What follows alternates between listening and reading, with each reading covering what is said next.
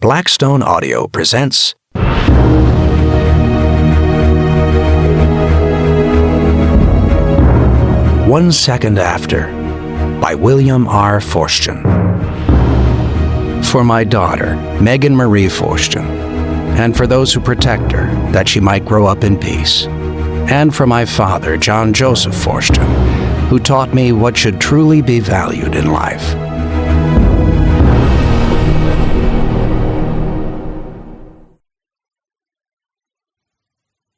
Forward by Speaker Newt Gingrich. Though this book is a work of fiction, it is also a work of fact, perhaps a future history that should be thought-provoking, and yes, even terrifying for all of us. I know this from personal study across decades of the very real threat to American security that is posed by this particular weapon that Bill Forstchen writes about in 1 Second After. There has been much attention given since 9/11 to a wide variety of threats to our nation.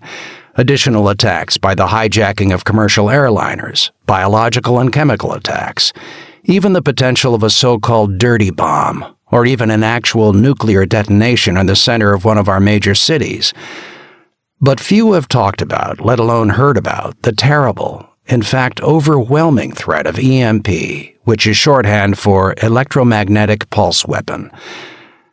My friend, Captain William Sanders, USN, one of our nation's leading experts on this particular weapon, will provide the afterword for this book, explaining in greater detail using unclassified documents as to how such a weapon works.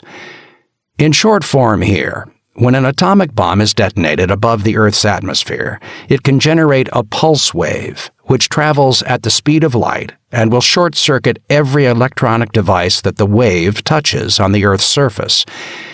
It is like a super lightning bolt striking next to your house and taking out your computer, except infinitely worse, for it will strike our entire nation, most likely without warning, and could destroy our entire complex electrical grid and everything attached into that grid. It is a real threat, a very real threat, and one that has deeply worried myself and many others for years. My friend, Bill Forstchen, has co-authored 6 historical novels with me across the years.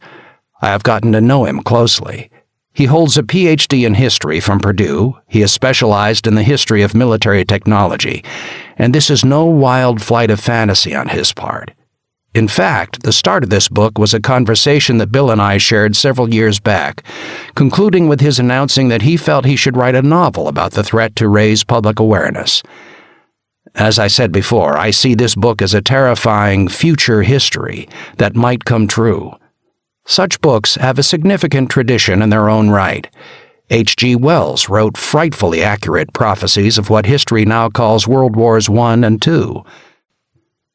Two of the great classics of the Cold War, Alas, Babylon, and the movie Testament, gave us a profoundly moving glimpse of what would happen to ordinary citizens if war between us and the Soviets was ever unleashed. In fact, Bill will openly admit that those two classics were indeed models for this book. I also compare it to perhaps the most famous of the future history books of modern times, George Orwell's 1984. If the evil of totalitarian regimes had been allowed to flourish in the rubble of Europe after World War II, that future history might have come to pass. Orwell, by his book, raised an awareness that just might have saved us from Big Brother and the thought police. I'd like to think that Bill's novel may do the same. Few in our government and in the public sector have openly confronted the threat offered by the use of but one nuclear weapon in the hands of a determined enemy who calibrates it to trigger a massive EMP burst. Such an event would destroy our complex, delicate, high-tech society in an instant and throw all of our lives back to an existence equal to that of the Middle Ages. Millions would die in the first week alone, perhaps even you who are reading this, if you require certain medications, let alone the most basic needs of our lives, such as food and clean water. The place Bill writes about is real. He has set this story in his hometown and the college that he works at. I remember when he was writing the book and we'd talk. More than once, he was deeply disturbed by what he had researched, discovered, and was now trying to express as a story for all to read. What hit him the most, he told me, is that he kept picturing his teenage daughter in this nightmare reality, and I think as you read the book you will see that point of identification. It struck me deeply as well, for I have 2 grandchildren. As he wishes to protect his daughter from this fate, so do I wish to protect my grandchildren, to be able to pass on to them an America that is safe from such threats. The threat is real, and we as Americans must face that threat, prepare, and know what to do to prevent it. For if we do not, 1 second after, the America we know, cherish, and love will be gone forever. For I have become death, the destroyer of worlds. Chapter 1. Black Mountain, North Carolina, 2:30 EDT. John Matherson lifted the plastic bag off the counter. "You sure I have the right ones?" he asked. Nancy, the owner of the shop, Ivy Corner, smiled. "Don't worry, John. She already had them picked out weeks ago. Give her a big hug and kiss for me. Hard to believe she's 12 today." John sighed and nodded, looking down at the bag stuffed with a dozen Beanie Babies, one for each year of Jennifer's life, which started 12 years ago this day. "Hope she still wants these at 13, he said. "God save me when that first boy shows up at the door wanting to take her out." The 2 laughed, Nancy nodding in agreement. He was already enduring that with Elizabeth, his 16-year-old, and perhaps for that and so many other reasons as well, he just wished that he could preserve, could drag out just for a few more days, weeks, or months, the precious time all fathers remember fondly, when they still had their little girl. It was a beautiful spring day, the cherry trees lining the street in full bloom, a light shower of pink petals drifting on the wind as he walked up the street past Doc Keller's office, the antique stores, the new, rather Gothic-looking art gallery that had opened last month, the usual curio shops, and even an old-style ice cream parlor at $1.50 a scoop. Next up the street was Benson's Used and Rare Books. John hesitated, wanted to go in just for a few minutes, then pulled out his cell phone to check the time. 2:30. Her bus would be rolling in at 3, no time today to go in, have a cup of coffee, and talk about books and history. Walt Benson saw him, held up a cup, gesturing for John to join him. He shook his head, pointing to his wrist, even though he never wore a watch, and continued to walk up to the corner to where his Talon SUV was parked in front of Taylor's Hardware and General Store. John paused and looked back down the street for a moment. "I'm living in a damn Norman Rockwell painting," he thought yet again, for the 1,000th time. Winding up here. He never imagined it, never planned for it, or even wanted it. 8 years back, he was at the Army War College, Carlisle, PA, teaching military history and lecturing on asymmetrical warfare and waiting to jump the hoop and finally get his first star. And then 2 things happened. His promotion came through with assignment to Brussels as a liaison to NATO, a rather nice posting to most likely end out his career. And then Mary had returned from the doctor's several days after the promotion, her face pale, lips pressed tight, and said 4 words. "I have breast cancer." The commandant at Carlisle, Bob Scales, an old friend who had stood as godfather for John's Jennifer, understood the request he then laid before him. John would take the promotion, but could it be to the Pentagon? It had placed them nearby to Johns Hopkins and not too far from Mary's family. It didn't work. Cutbacks were hitting as it was. Oh, there was great sympathy from upstairs, but he had to take Brussels if he wanted the star, and maybe a year later they'd find a slot for him stateside. After talking to Mary's doctor, John resigned. He would take her back home to Black Mountain, North Carolina, which was what she wanted, and the cancer treatment center at Chapel Hill would be nearby. Bob's connections were good, remarkably good, when John first mentioned Black Mountain. A single phone call was made. The Old Boy Network, though disdained as politically incorrect, did exist, and it did help at times when needed. The president of Montreat College, North Carolina, in Mary's hometown, did indeed suddenly need an assistant director of development. John hated development and admissions work, but survived it until finally a tenure-track professorship in history opened 4 years back and he was slotted in. The fact that the president of the college, Dan Hunt, owed his life to Bob Scales, who had dragged him out of a minefield back in 1970, was a definite mark in John's favor that could not be ignored between friends. Dan had lost his leg. Bob got another of his Bronze Stars for saving him, and the two had been buddies ever since, each looking out as well for those whom the other cared for. So Mary got to go home. After 20 years of following John from Benning to Germany to Okinawa, sweating out Desert Storm, from there to the Pentagon, then a wonderful year at West Point, and then 3 more wonderful years teaching at Carlisle. At heart, he was a history teacher, and maybe whichever bastard in the personnel office at the Pentagon had nixed John's request to stay stateside had done him a favor. So they came home to Black Mountain, North Carolina. He did not hesitate 1 second in granting her wish, resigning his commission and promotion and moving to this corner of the Carolina mountains. He looked back down Main Street, frozen for a moment in time and memories. Mary would be gone 4 years next week.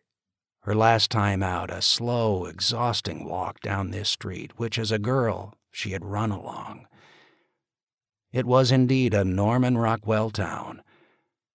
That final walk down this street with her, everyone knew her, everyone knew what was happening, and everyone came out to say hi, to give her a hug, a kiss, all knowing it was farewell but not saying it. It was a gesture of love John would never forget. He pushed the thought aside. It was still too close, and Jennifer's bus would be pulling up in 20 minutes. He got into his Talon, started it up, turned onto State Street, and headed east.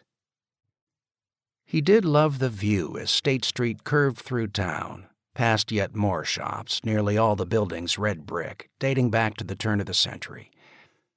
The village had once been a thriving community, part of the tuberculosis sanitarium business.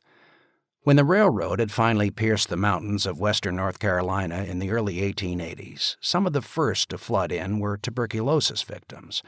They came by the thousands to the sanitariums that sprang up on every sunlit mountain slope. By the early 20s, there were a dozen such institutions surrounding Asheville, the big city situated a dozen miles to the west of Black Mountain. And then came the Depression. Black Mountain remained frozen in time. And then came antibiotics right after the war, and the sanitariums emptied out.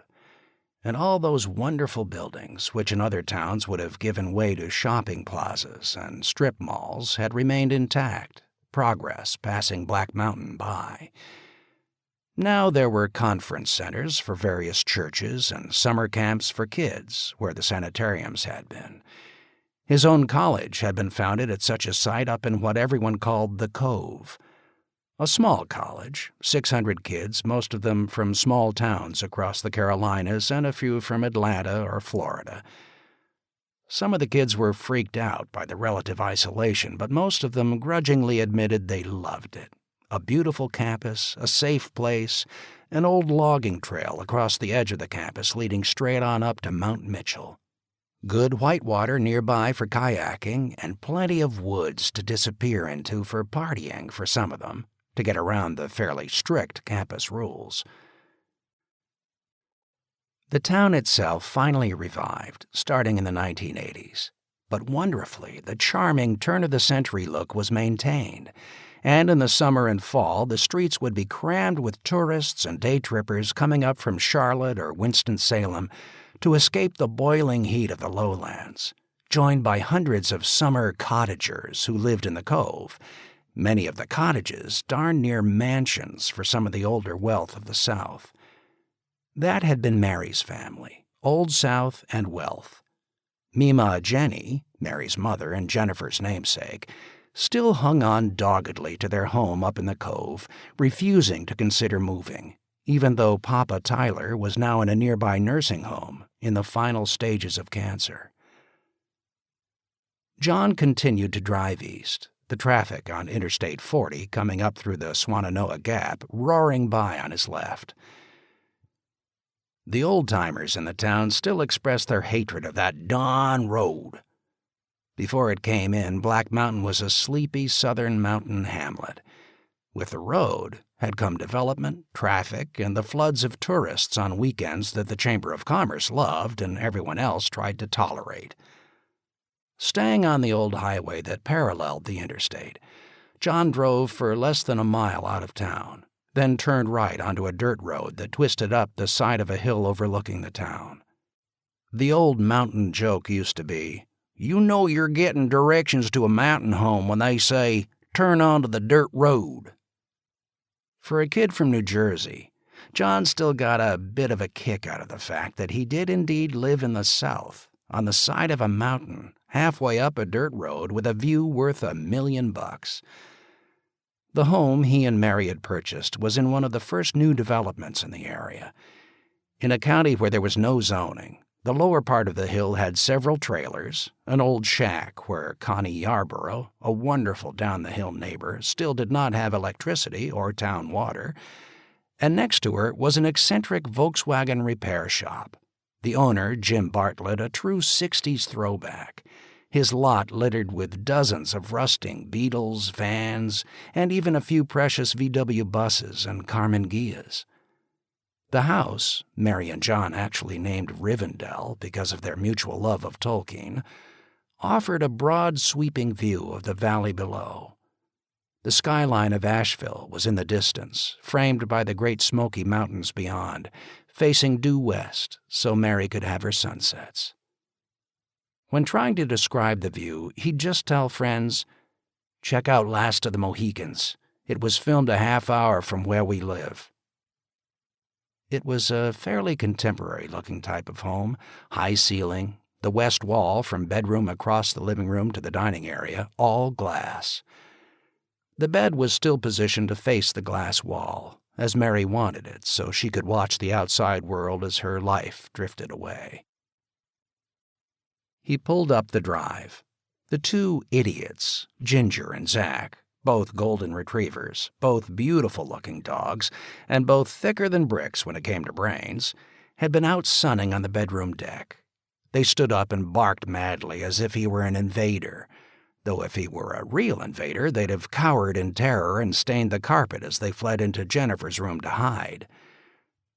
The two idiots charged through the bedroom, then out through the entryway screen door, the lower half of the door a charade as the screen was gone. Put a new one in, it'd last a few days, and the idiots would charge right through it again. John had given up on that fight years ago. As for actually closing the door, it never even crossed his mind anymore. This was Black Mountain. Strange as it seemed, folks rarely locked up. Keys would be left in cars. Kids did indeed play in the streets in the evening. There were parades for the 4th of July, Christmas, and the ridiculous Pinecone Festival, complete to the crowning of a Miss Pinecone. Papa Tyler had absolutely humiliated his daughter, Mary, in front of John early on in their courtship when he proudly pulled out a photo of her, Miss Pinecone 1977. In Black Mountain, there was still an ice cream truck that made the rounds on summer nights. It was all one hell of a difference from his boyhood just outside of Newark, New Jersey. There was a car parked at the top of the driveway. Mary's mother, Mima Jenny.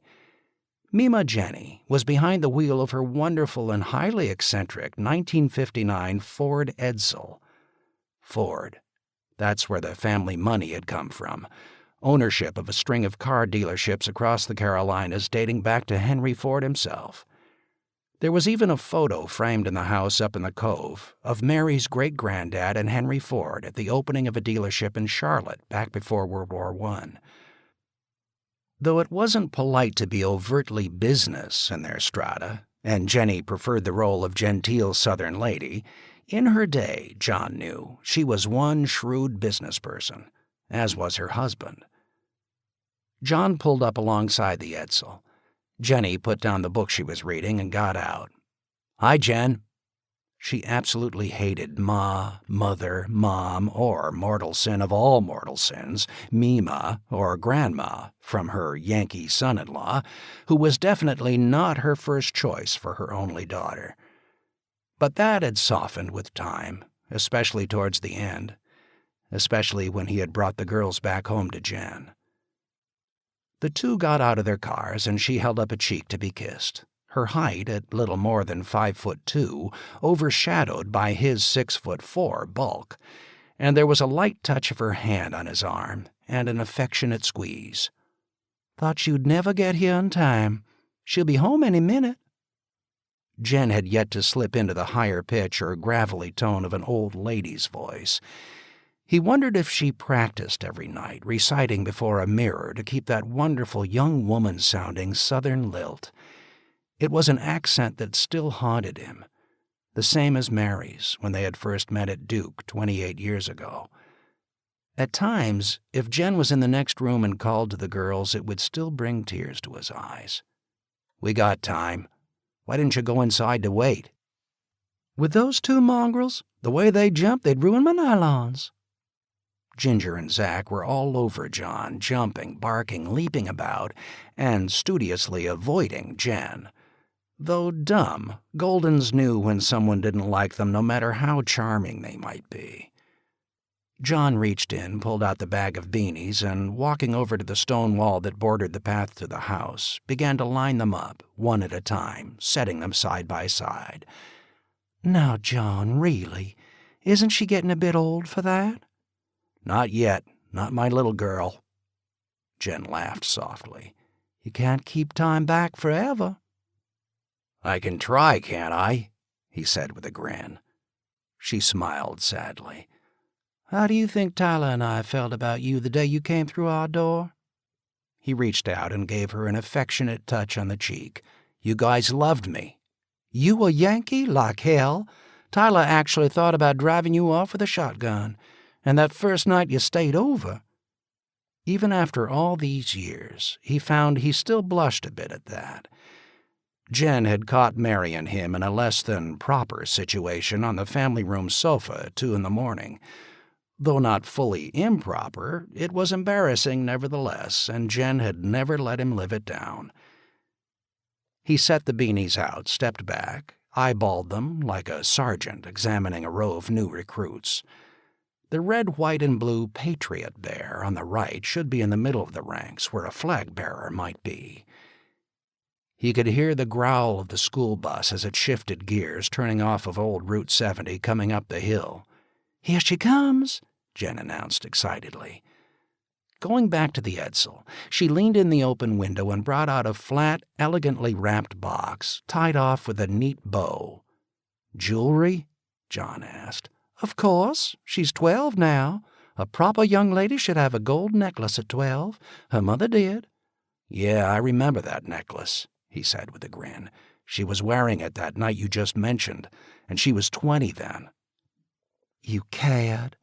Jen said softly and slapped him lightly on the shoulder, and he pretended that it was a painful blow.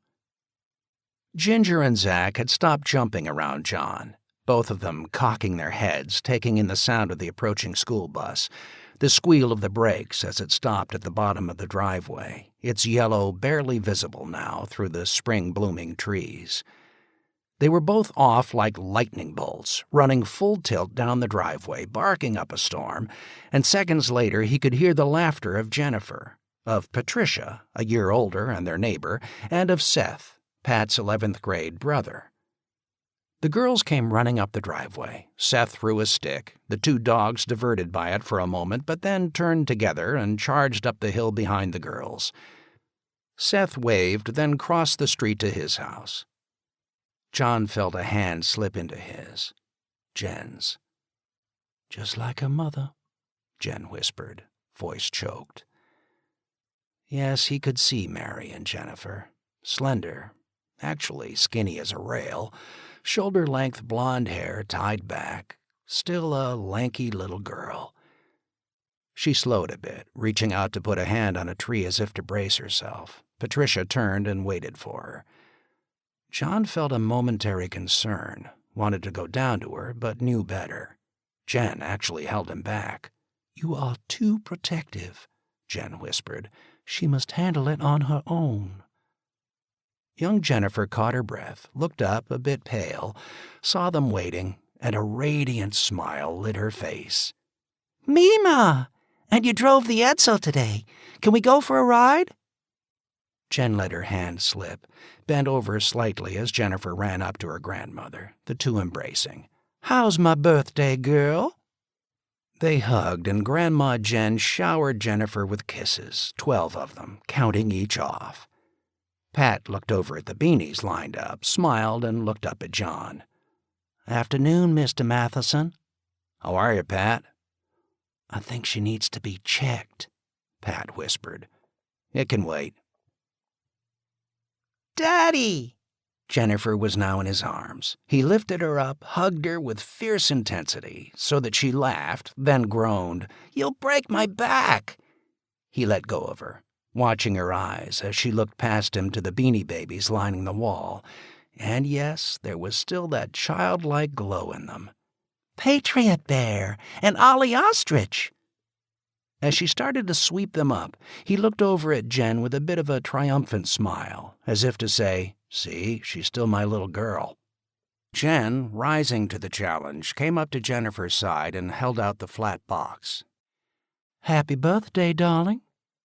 Jennifer tore the paper off. Ginger, thinking the paper was now a gift to her, half swallowed it and ran off as Zach chased her. When Jennifer opened the box, her eyes widened.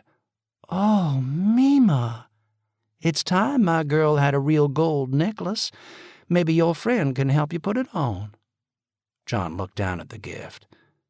My God, it must have cost a fortune. Heavy, almost pencil thick. Jen looked at him out of the corner of her eye as if to meet any challenge. "You're a young lady now," Jen announced as Pat helped to clasp the necklace on, and then Jen produced a small mirror from her purse and held it up. "Oh, Grandma, it's lovely. A lovely gift for a lovely lady." John stood silent for a moment, not sure what to say as his little girl gazed into the mirror, raising her head slightly the way a woman would to admire the gold. "Sweetie, I think you better check your blood sugar. You seemed a bit winded coming up the hill," John finally said, and his words came out heavily, breaking the moment. "Yes, Daddy." Jennifer leaned against the wall, took off her backpack, and pulled out the blood sugar test monitor. It was one of the new digital readout models. No more finger pricking, just a quick jab to the arm. She absently fingered the necklace with her free hand while waiting for the readout. 142. A bit high. "I think you better get some insulin into you," John said. She nodded. Jennifer had lived with it for 10 years now. He knew that was a major part of his protectiveness of her. When she was in her terrible 2s and 3s, it tore his heart out every time he had to prick her finger. The sight of his or Mary's approach with the test kit set off howls of protest. The doctors had all said that as quickly as possible, Jennifer had to learn to monitor herself, that John and Mary needed to step back, even when she was only 7 and 8, to let her know her own signs, test, and medicate. Mary had handled it far better than John had, perhaps because of her own illness towards the end. Jen, with her strength, had the same attitude. Strange. Here I am, a soldier of 20 years. Saw some action, but the only casualties were the Iraqis, never my own men. I was trained to handle things, but when it came to my daughter's diabetes, a damn aggressive type 1, I was always on edge. Tough, damn good at what I did, well respected by my men, and yet complete jelly when it comes to my girls. "There's a few more gifts inside," John said. "Why don't you girls go on in? Once your sister gets home and your friends show up, we can have our party." "Oh, Dad, didn't you get Elizabeth's message?" "What message?" "Here, silly." She reached up and fished the cell phone out of his breast pocket, tucked in behind a pack of cigarettes. She started to pull the cigarettes out, to stomp on them or tear them up, but a look from him warned her off. "Someday, Daddy," she sighed. Then, taking the phone, she punched a few keys and handed it back. "Home late, out with Ben," the screen said. "She texted you and me during lunch." "Texted?" "Yes, Daddy, text message. All the kids are doing it now." "What's wrong with a phone call?" She looked at him as if he were from the antediluvian period, and then headed inside. "Texted?" Jen asked. John held the phone so she could read the message. Jen smiled. "Better start keeping a sharper watch on Elizabeth," she said. "If that Ben Johnson has any of his grandfather's blood in him." She chuckled as if remembering something from long ago. "I don't need to hear this." "No, you don't, Colonel." "Actually, I kind of prefer doctor or professor." "A doctor is someone who sticks things in you. A professor, well, they always struck me as a bit strange. Either rakes chasing the girls or boring, dusty types. Down here in the South, Colonel sounds best. More masculine." "Well, I am no longer in active service. I am a professor, so let's just settle for John." Jen gazed up at him for a moment, then came up to his side, stood on tiptoes, and kissed his cheek lightly. "I can see why my own little girl once fell for you, John. You'll lose both of them soon enough to some pimply-faced boys, so do hang on to her as long as you can." "Well, you sure as hell didn't help draping that gold necklace on her. What did it cost, 1,000? 1,500? "Roughly. But then again, no lady tells the truth when it comes to her buying jewelry." "Until the bill comes in and the husband has to pay." There was a pause. He knew he had misspoken. If he had said such a thing around Mary, she'd have lit into him about a woman being independent and the hell with a husband handling the bills. And in fact, she did handle all the family finances right up till the last weeks of her life. As for Tyler, though, he no longer even knew what a bill was, and that hurt, no matter how self-reliant Jen tried to appear to be. "I best be going," Jen said. "Sorry, I didn't mean it that way." "It's all right, John. Let me go up to the nursing home to spend some time with Tyler, and I'll be back for the party." Jennifer was expecting a ride in that monstrous car of yours. "The Edsel, my dear young man, was a generation ahead of its time." "And the biggest flop in the history of Ford Motors. My God, look at that grill. It's ugly as sin." She lightened up a bit with the banter. There were half a dozen cars in her huge garage, several newer ones, but also an actual Model A up on blocks, and beauty of beauties, a powder blue 1965 Mustang convertible. A lot of bad memories, though, were tied to that Mustang. When John and Mary were dating, they had conned her parents into letting them borrow the car for a cruise up the Blue Ridge Parkway to Mount Mitchell, and John, driving it, had rear-ended an elderly couple's Winnebago. No one was hurt, but the car was totaled, and Tyler had poured thousands into getting it restored, and swore that no one other than him or Jen would ever drive it again. And Jen still lived by that ruling.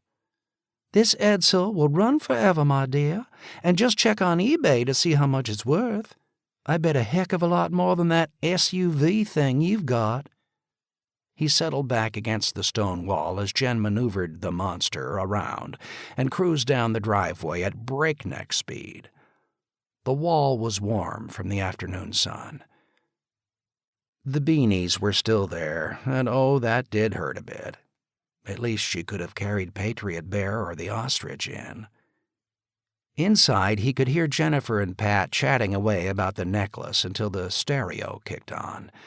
Some strange female wailing sounds. Britney Spears? No, she was old stuff now, thank God. What it was, he couldn't tell. other than the fact that he didn't like it. Pink Floyd, some of the old stuff his parents listened to, like Sinatra or Glenn Miller, or better yet, the Chieftains, were more his speed. He picked up one of the beanies, Patriot Bear.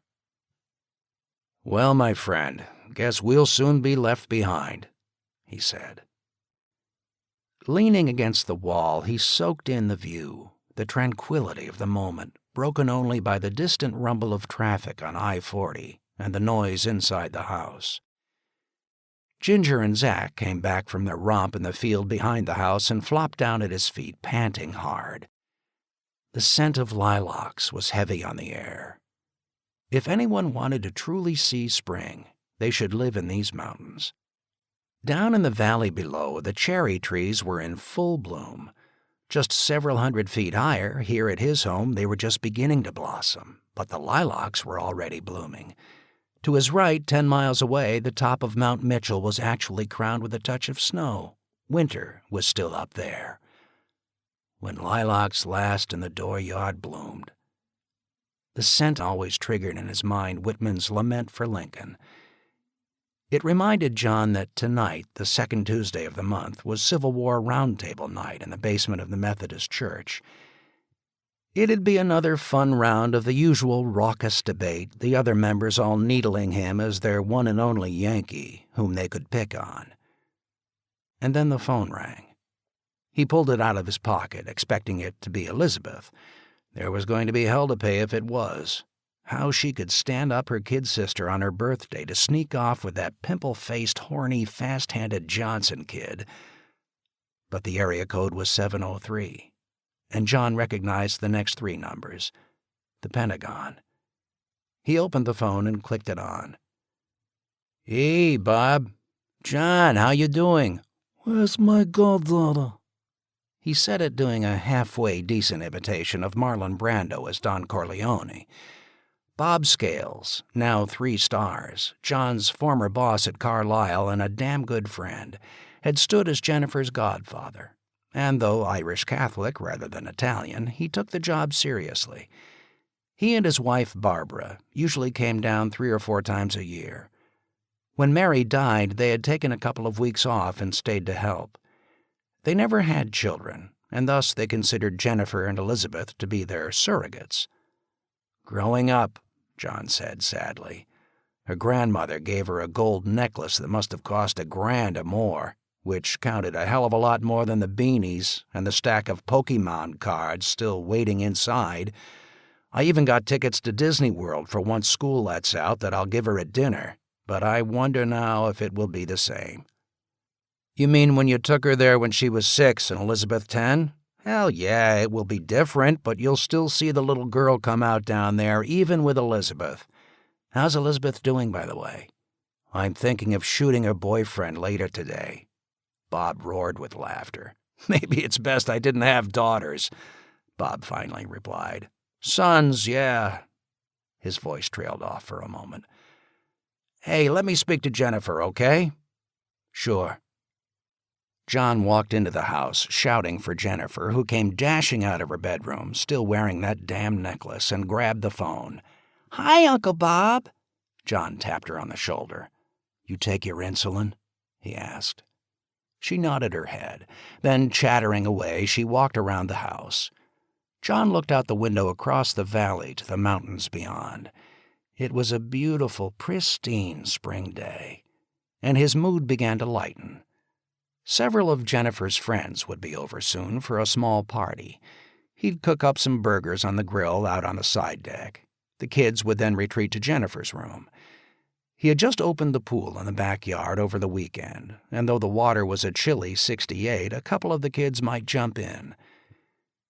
He'd flush them out around dark, go to his round table meeting, and maybe, later this evening, he'd dig back into that article he was committed to for the Civil War Journal about Lee versus Grant as a strategic commander.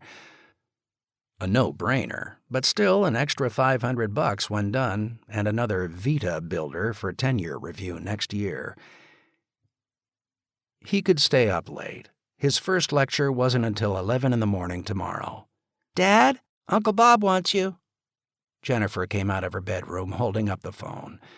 John took it, gave her a quick peck on the top of her head and a playful swat as she ran back off.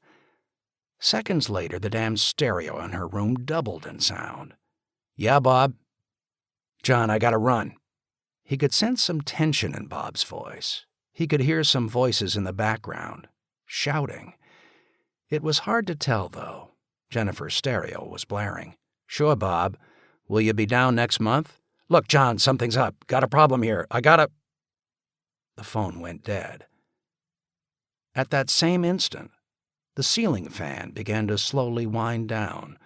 The stereo in Jennifer's room shut down, and looking over to his side alcove office, he saw the computer screensaver disappear, the green light of the on button on the 19-inch monitor disappearing.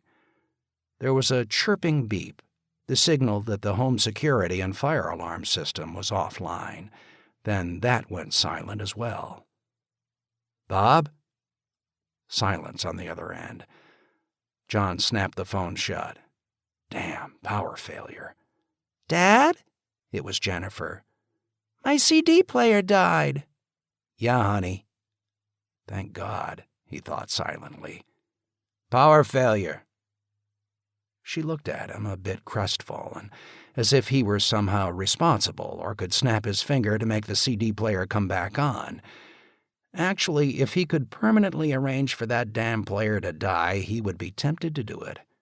"What about my party? Pat just gave me a CD and I wanted to play it." "No worries, sweetie. Let me call the power company. Most likely a blown transformer." He picked up the landline phone. Silence.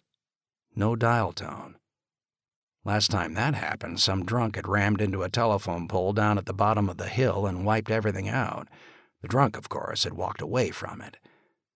Cell phone. John opened it back up, started to punch numbers. Nothing. Damn. Cell phone was dead. He put it down on the kitchen table. Puzzling. The battery in his phone must have gone out just as Bob clicked off. Hell, without electricity, John couldn't charge it back up to call the power company. He looked over at Jennifer, who stared at him expectantly, as if he would now resolve things. "No problem at all, kid.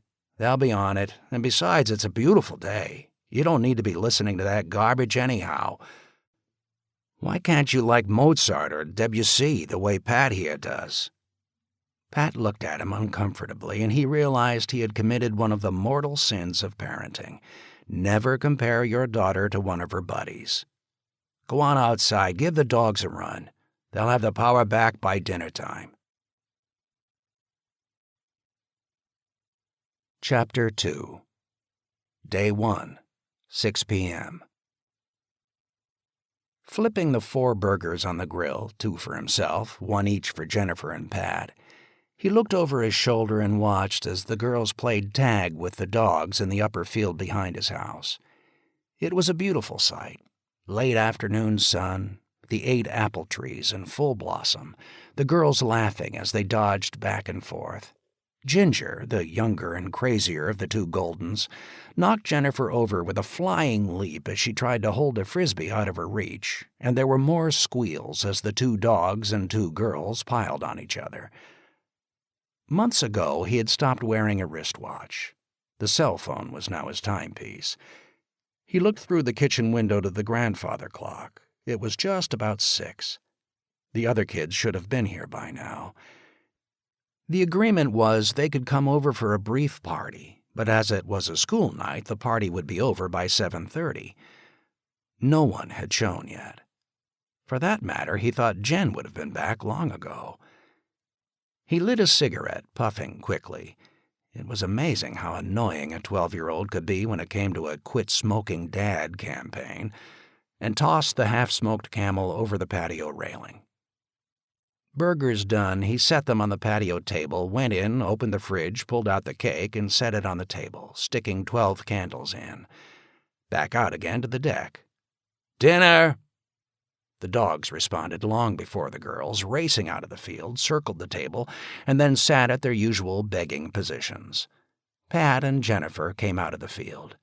"Hey, Dad, something strange." "Yeah?" "Listen." He stood there silent for a moment. It was a quiet spring evening, silent except for a few birds chirping, the distant bark of a dog. Rather nice, actually. I don't hear anything. That's it, Dad. There's no traffic noise from the interstate. He turned and faced towards the road. It was concealed by the trees, but she was right. There was absolute silence. When he had first purchased the house, that had been one disappointment he had not thought of while inspecting it, but was aware of the first night in, the rumble of traffic from the interstate a half-mile away. The only time it fell silent was in the winter during a snowstorm or an accident. An accident must have shut it down, he replied. It was common enough, the long winding climb up from Old Fort. Every month or two a truck would lose its brakes and roll, or old folks in a 40-foot-long land yacht would lose it on the twisting turns as the highway zigzagged out of the mountains and down to the Piedmont. One such accident, a hazmat spill with a truck rolling over, had shut down traffic in both directions for over a day.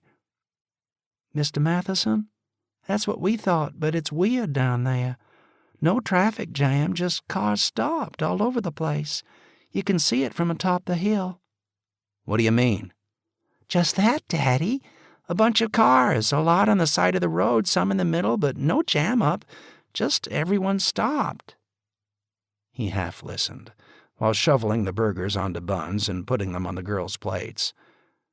Most likely the accident's further on and people were told to pull over and wait, he said.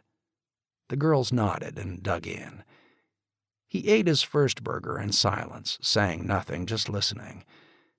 It was almost eerie. You figure you'd hear something, a police siren if there was indeed an accident. Cars down on Old Highway 70 should still be passing by. Usually, if the interstate was closed, emergency vehicles would use 70 to access the highway, and it would be jammed with people trying to bypass the interstate. At the very least, this was the time of night the darn Jefferson kids up at the top of the hill would start tearing around into the forest with their damn four-wheelers. And then he looked up. He felt a bit of a chill. This time of day, any high-flying jets would be pulling contrails, and directly overhead was an approach corridor to Atlanta for most flights coming out of the Northeast. At any given time, there'd be 2 or 3 planes visible. Now the sky was sparkling blue. Not a trace of a contrail. The chill. It reminded him of 9/11. How quiet it was that afternoon, everyone home watching their televisions, and the sky overhead empty of planes. He stood up, walked to the edge of the railing, shaded his eyes against the late afternoon sun. Up towards Craggy Dome there was a fire burning, smoke rising vertically, 6 acres from the look of it. Another fire raged much farther out on the distant ridge of the Smokies. In the village of Black Mountain, nothing seemed to be moving. Usually, before the trees filled in completely, he could see the red and green of the traffic light at the intersection of State and Main. It was off, not even blinking. He looked back at the grandfather clock. It was usually this time of day that the $1 million train came through, so named because it hauled over $1 million worth of coal, mined out of Kentucky for the power plants down near Charlotte. When the girls were younger, an after-dinner ritual was to drive down to the tracks and wave to the engineer as the 5 heavy diesel-electric locomotives, thundering with power, pulled their load and crawled towards the Swannanoa Gap Tunnel. The silence was interrupted by a throaty growl as Grandma Jen came up the driveway in her monster, the Edsel. She pulled in beside his Talon, got out, and walked up. "Damnedest thing," she announced. "Power's out up at the nursing home, and you should see the interstate. Cars just sitting all over the place, not moving." "The power at the nursing home?" John asked. "What about the backup generator? That's supposed to automatically kick in." "Well, the lights went out in the nursing home. I mean completely out." "They're supposed to have emergency generation. That's required," John said. "Never kicked on.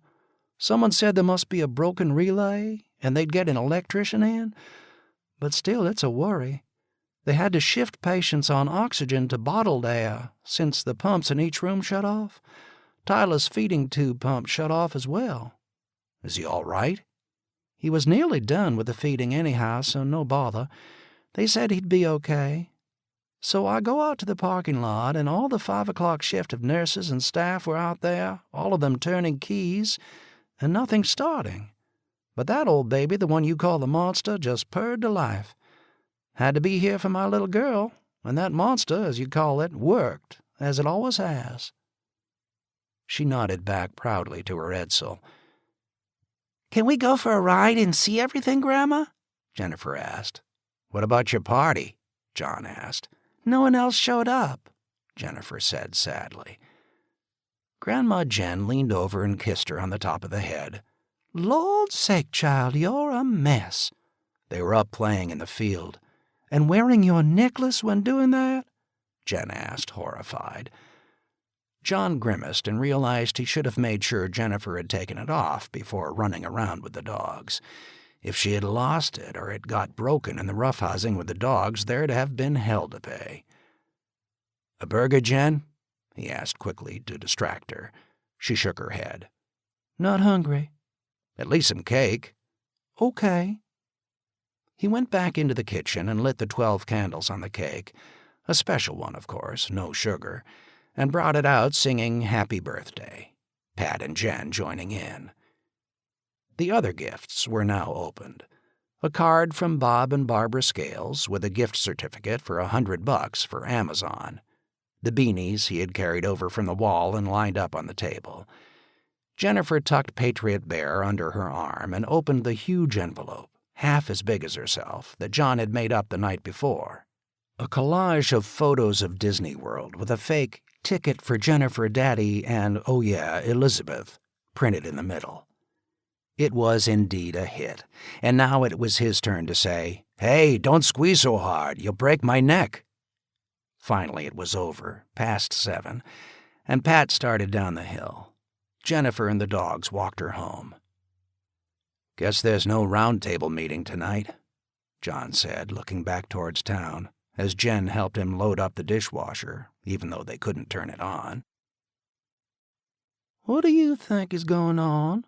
Jen asked, and he could hear a touch of nervousness in her voice. "What do you mean?" "John, it kind of reminds me of 9/11, the silence. But we still had electricity then. We could see the news. All those cars stalled." He didn't say anything. There was a thought, but it was too disturbing to contemplate right now. He wanted to believe that it was just a weird combination of coincidences, a power failure that might be regional and would ground most flights due to air traffic control.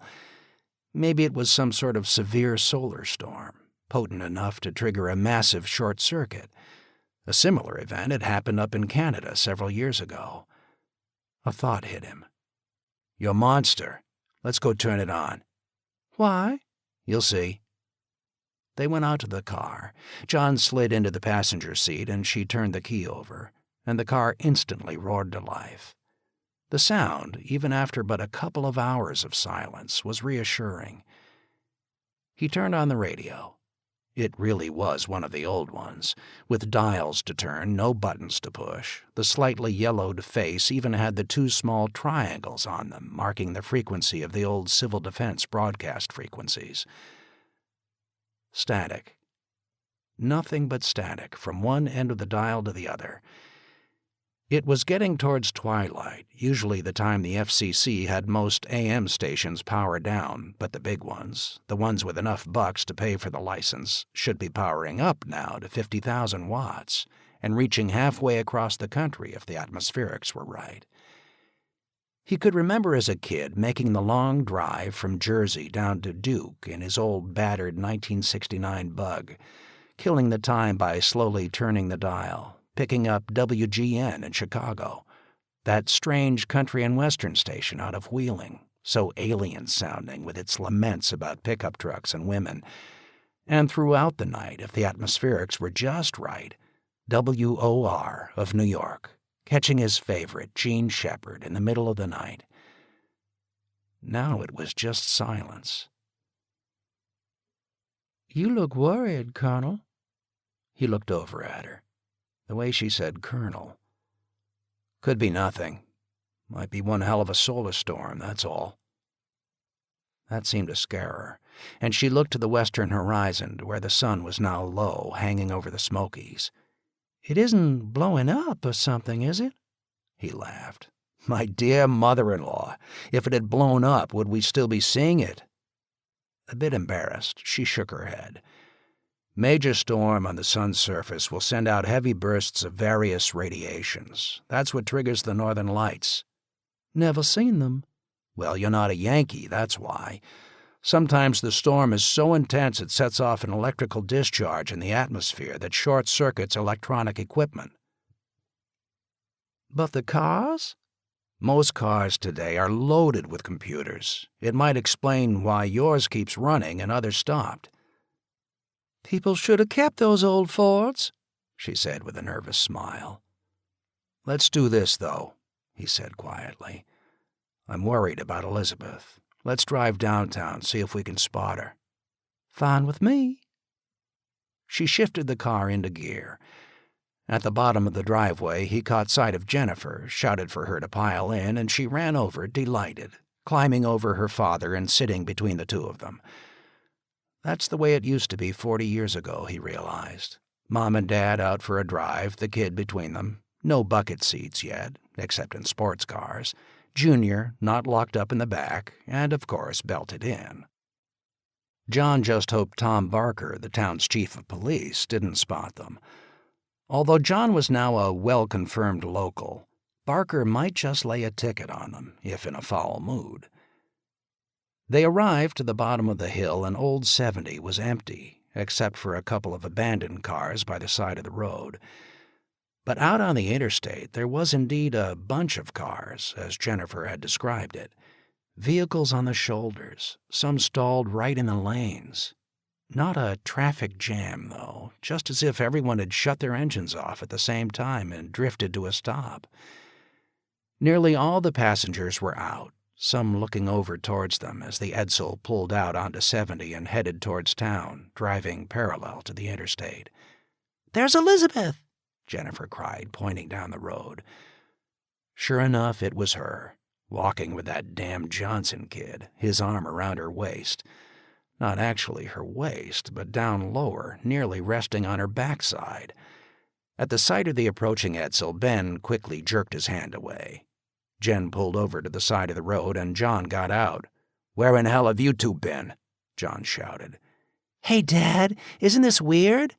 Elizabeth said with a smile, pointing towards the interstate. She already had on her best con artist smile. Her head was tilted slightly, a bit of an, "Ah, Daddy, chill out," look in her blue eyes, playing every angle. She was, of course, a 16-year-old spitting image of her mother, and she knew that would melt him. At this moment it also was triggering one hell of a protective surge. He turned his gaze on Ben. The boy had been a member of the scout troop that John had helped out as an assistant scoutmaster for several years. From that angle, Ben was a good kid, smart, made it to life before dropping out because by 9th grade scouting wasn't cool anymore. A nice kid, his dad a member of the Round Table.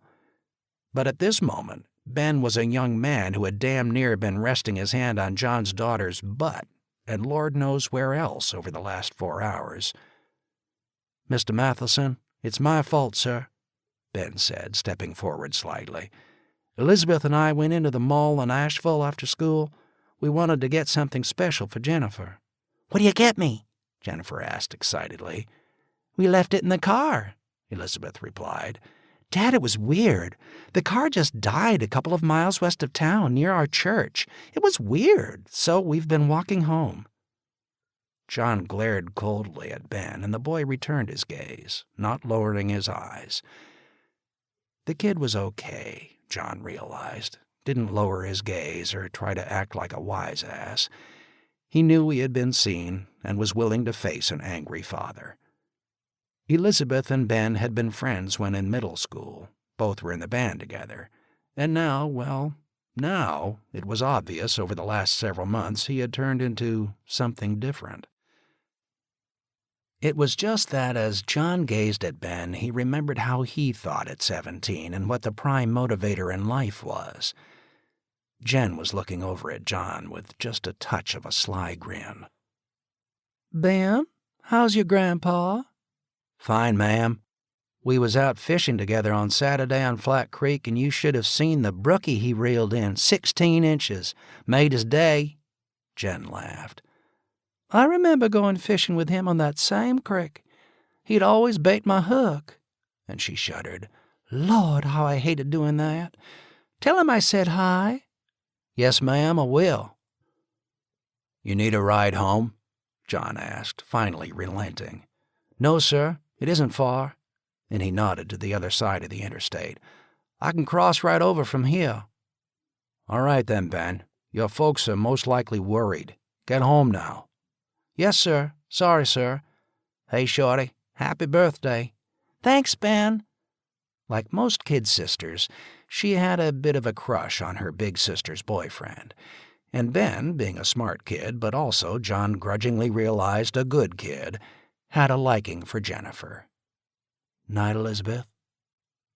There was an awkward moment, the two of them gazing at each other.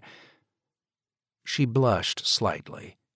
Ben turned away, walked over to the fence bordering the interstate, and in seconds had scrambled up and over it. John watched him cross. Several people standing around their cars went up to Ben, and John didn't move, just watching. Ben pointed towards the direction of the exit into Black Mountain and then moved on.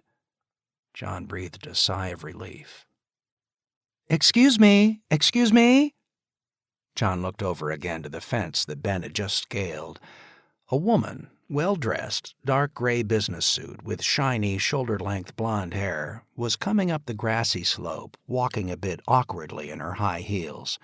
Ma'am? Can you tell me what's going on? As she approached John, half a dozen more got out of their stalled cars and started towards the fence as well. I'm sorry, ma'am. I think I know just about as much as you do. I was just driving along, and she pointed back to the stalled BMW 330 on the westbound side, and the engine just went off. The same with everyone else out here. I don't know for sure, John said, now choosing his words carefully as he watched more people approaching. 4 of them men, in their late 20s, maybe early 30s, big guys, looked like construction workers. Some sort of instinct began to kick in as he watched them come up behind the woman. Hey, buddy, how come your car's running? One of them asked. The man speaking was nearly as tall as John, stocky and well-built. Don't know why it's running. It just is. Well, it seems strange, don't you think? All these cars out here dead and that old junker still running? Yeah, guess it does seem strange. What'd you do to make it run? It just turned on, that's all, John said quietly, fixing the man with his gaze and not letting it drop. Sir, can you give me a lift into town? The woman asked. He looked at the fence that Ben had scaled with such ease. John caught a glimpse of Ben going over the chain-link fence on the far side of the highway and then trotting up the road towards his house. More and yet more people were approaching. An elderly couple, a woman leading a child of about 6, a couple of teenagers, an overweight man in an expensive business suit, collar open and tie pulled down. A trucker, over in the eastbound lane, was out of his rig, slowly walking towards John. Ma'am, I don't see how you'll get over that fence, John said, nodding to the chain-link fence that separated them. It's just over a mile to exit 64. And he pointed west. Don't get off at exit 65. There's just a convenience store there. He pointed to the lane for exit 65 just a couple of 100 yards away that arced off the interstate just before the road curved up over a bridge spanning the railroad tracks. Go to exit 64. You can walk it in 20 minutes. There's 2 motels there, one of them a Holiday Inn with a good restaurant as well. You should be able to still get a room till this thing clears up."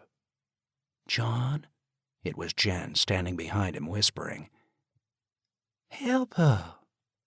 He let his hand drift behind his back and put his hand out forcefully, extended, a signal for Jen to shut up. In many ways, 8 years here had indeed changed him. Women were addressed as ma'am, and doors were held open for them, no matter what their age. If a man spoke inappropriately to a woman in public and another man was nearby, there would be a fight brewing. The woman in the business suit looked at him appealingly. To refuse her went against a lifetime of thinking and conditioning. Hell, there was even a touch of something going on here that he never would have dreamed of but 10 minutes ago. Since Mary had died, there had been a few brief flirtations, even one brief affair with a professor at the state university, but down deep his heart was never in it. Mary was still too close. The woman on the other side of the fence was attractive, professional-looking, early to mid-30s. A quick glance to her left hand showed no ring. An earlier incarnation of himself, before Mary, he'd have cut the fence down to get to this woman and act as the rescuer. John was almost tempted now to do so. But there was that something else now, a gut instinct that ran deeper. Something had gone wrong. What, he still wasn't sure, but there were too many anomalies. With the power off, the cars stalled except for the Edsel, no planes. Something was wrong. And at this moment, for the first time in a long while, his city survival senses were kicking in. Growing up in a working-class suburb of Newark in the 60s and 70s, he had learned survival.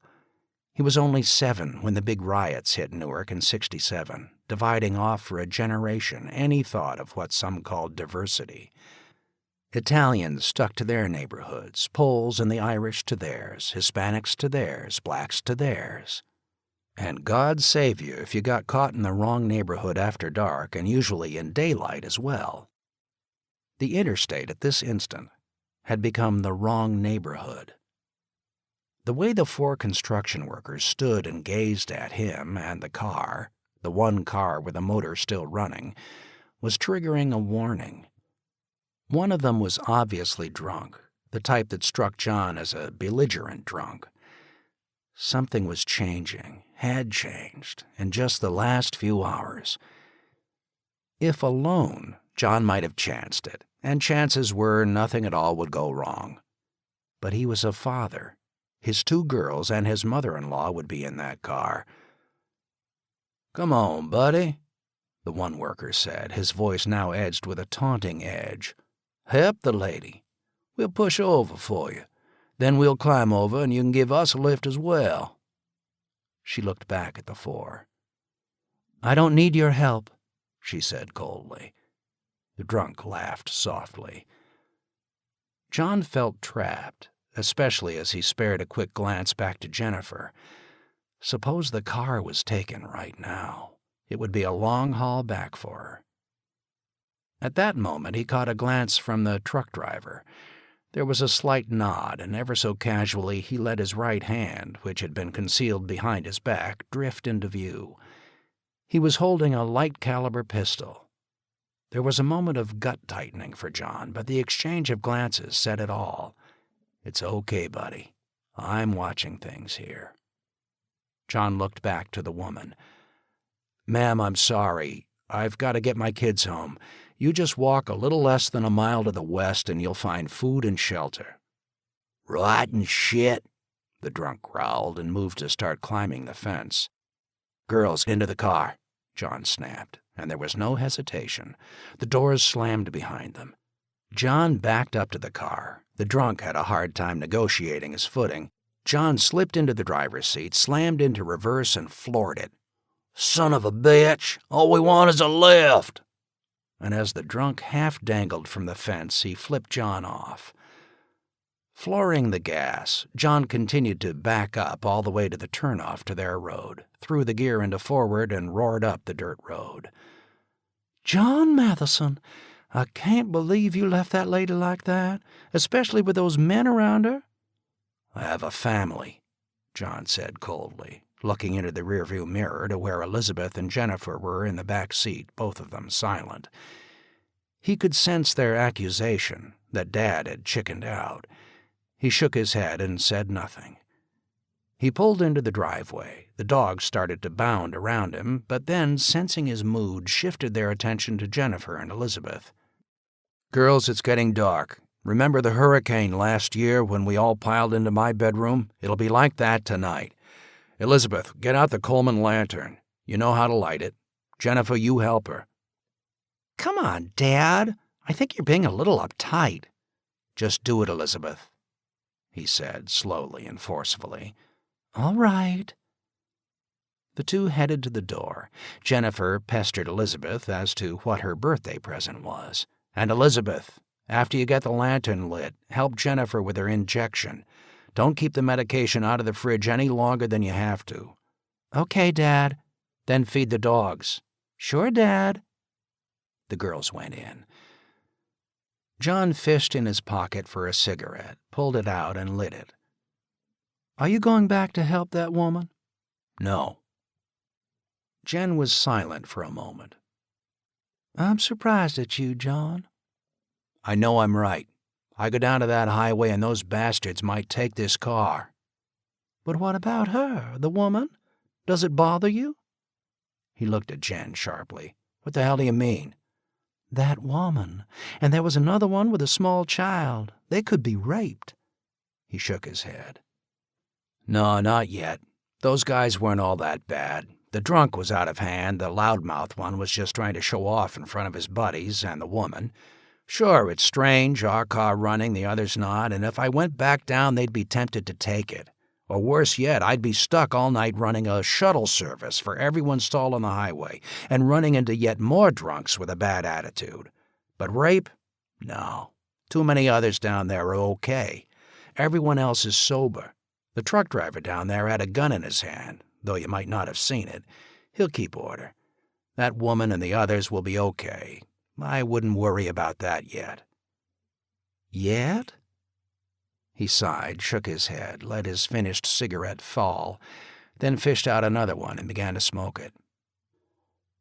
I'd like you to stay here tonight, Jen. The girls would love it. You worried about me? Frankly, yes. I don't like the idea of you driving around alone at night in this monster.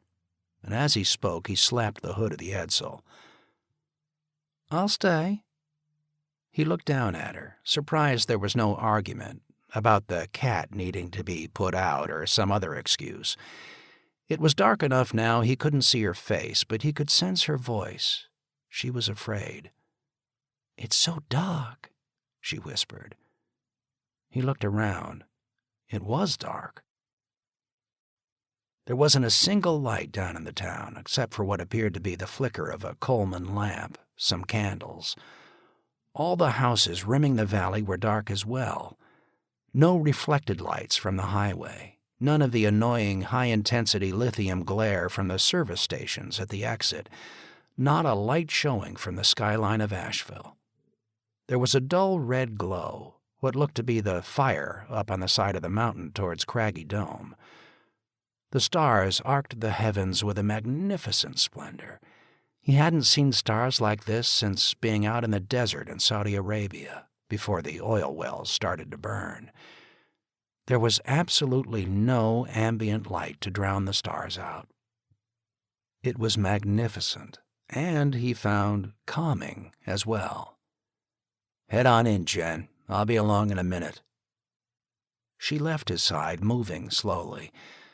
From inside the house he could now see the glare of the Coleman, and a moment later heard laughter, which was reassuring. He finished the second cigarette and let it drop, watching as it glowed on the concrete pavement of the driveway. It slowly winked out. Opening the door of his Talon, he slipped in and turned the switch. Nothing. Not even a stutter from the starter motor. No dashboard lights. Nothing. He reached under the seat, pulled out a heavy 6D cell flashlight, and flicked the switch. It came on. When he went into the house, the girls were already making a game out of camping out.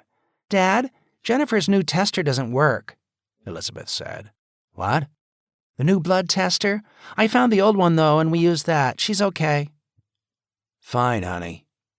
Somehow, that little fact now did set off more alarm bells within. The new testing kit was a high-tech marvel with a built-in computer that kept a downloadable record of her blood levels. In another week, she was supposed to be fitted out with one of the new implanted insulin pumps, and something told him he should be glad they had not yet done so. Okay. Elizabeth started to turn away. He took a deep breath. Elizabeth? Yeah, Dad? You and Ben. He felt embarrassed suddenly. You know, is there anything we should talk about? Come on, Dad. Now? Yeah, you're right. Get your sister settled in and let's call it a night. Dad, it's not even 8 yet. Like the hurricane, kid. We went 4 days then, and by the end of it we were asleep when it got dark and up at dawn. Okay. He looked into his bedroom, and Jennifer was, to his delight, lining up her new beanies along what she had already claimed was her side of the king-size waterbed. Clutched under her arm was her beloved Rabs, the stuffed rabbit that Bob and Barbara gave to her the day she was born, and which had been Jennifer's steadfast companion for 12 years. Once of fuzzy white, old Rabs was now a sort of permanent dingy gray. Rabs had survived much, upset stomachs, once being left behind at a restaurant, and the family drove nearly 100 miles back to retrieve him, while Jennifer cried every mile of the way. A kidnapping by a neighbor's dog, with Dad then spending 2 days prowling the woods looking for him. He was patched, worn smooth in places, and though she was 12 today, Rabs was still her buddy, and John suspected always would be.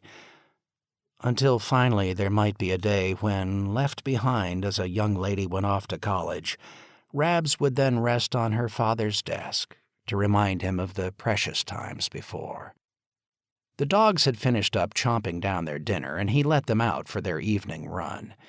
Ginger was a bit nervous going out, since usually he'd throw on the spotlights for them. At this time of year, bears with their newborn cubs were wandering about, raccoons were out, and the sight of either would nearly trigger a heart attack. She did her business quickly and darted back in, settling down at Jennifer's feet. No school tomorrow? Jennifer asked hopefully. Well, if the lights come on during the night, you'll know there's school. If not, no school. Hope it stays pitch black all night. You want me in the guest room? Jen asked, carrying the Coleman lantern. In with us, Grandma, Jennifer announced. That puts me in the middle, Elizabeth complained. And Brat here kicks when she's asleep. All right, ladies. I'll be out in my office. Now get to sleep. Jen smiled and went into the bathroom, carrying the lantern. Night, girls. Love you, Daddy. Love you, too. He closed the door and went into his office. He sat down for a moment at his desk, setting the flashlight on end so that the beam pointed to the ceiling, filling the room with a reflected glow. The office had always driven Mary crazy. She expected better of a military man, to which his retort always was that she had also married a professor. Stacks of paper were piled up on either side of his desk, filed, he used to say, by geological strata. A floor-to-ceiling bookshelf to his left held books 2 rows deep, the references for whatever he was working on at the moment, or what interested him, on the nearest shelf. The other walls were lined with photos, his framed degrees, Mary's degree, pictures of the kids. He stood gazing at the bookshelf for a moment, pulled several books from the outer layer aside, found what he wanted, and fished the volume out. He had not opened it in years, not since leaving the War College. Sitting down and propping the book on his knees, he held the flashlight with one hand, checked the chapter headings of the work, a mid-1990s dot matrix computer printout, then sat back and read for half an hour. He finally put the report down on his desk. Behind him was a locked cabinet, and opening his desk, he pulled out a single key, unlocked the cabinet, and swung the door open. He reached in, hesitated for a second, deciding which one, then pulled out his pump 20-gauge bird gun. From the ammunition rack, he opened up a box of birdshot and slipped 3 rounds in. The birdshot was not a killing load, except at very close range, but definitely a deterrent. Next was the pistol. It was, he knew, an eccentric touch, a cap-and-ball Colt Dragoon, a big, heavy mother of a gun, the sight of it enough to scare the crap out of most drunks. John had actually been forced to use it once for real, back in his undergraduate days before he met Mary. He was living off campus in a farmhouse shared with half a dozen other guys, all of them rather hippie-ish that year, long-haired, the year he definitely smoked a little too much dope, something that Mary had made clear would stop on day 1 if they were to date. Some local good old boys had taken a distinct dislike to long-haired faggots living nearby, and one night did a drive-by, blowing out the kitchen door with a load of buckshot, yelling for the faggots to come out and get what they deserved. His roommates were freaked. One of them cried that they were in the middle of deliverance. But their attackers had not counted on one of the faggots being from New Jersey, already into Civil War reenacting, and someone who knew guns. He had come out, dragoon revolver in hand, leveled it, and fired off 2 rounds of his cannon. Not aiming to kill, just to make them duck a bit. After pumping out the 2 rounds, he lowered his aim straight to the chest of the redneck with the shotgun. "Next shot's for real," John said calmly. The rednecks piled into their truck and disappeared in one hell of a hurry. His buddy standing on the porch, in awe as he walked back, feeling more than a little like Gary Cooper in High Noon. "Peace through superior firepower," he said calmly, then went inside and poured himself one hell of a vodka to calm down while his roommates chattered away, reenacting the drama for half the night. What had truly scared him? The realization that he was ready to kill one of the bastards if they had tried to venture another shot. Reflecting on it later, he didn't like that feeling at all, and hoped he'd never have it again. Though he would, years later in Iraq, but at least then he was not pulling the trigger, just ordering others to do so. The following morning, a Saturday, the landlord had come over with a case of beer, asked to see this now legendary gun, and said that, "You boys got some respect now." A month later, stopping in a roadside bar with a couple of friends to get a beer, John had run into one of the 4 who had been his harassers.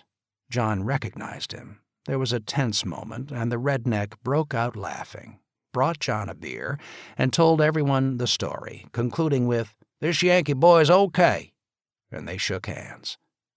Damn, even then he did love the South.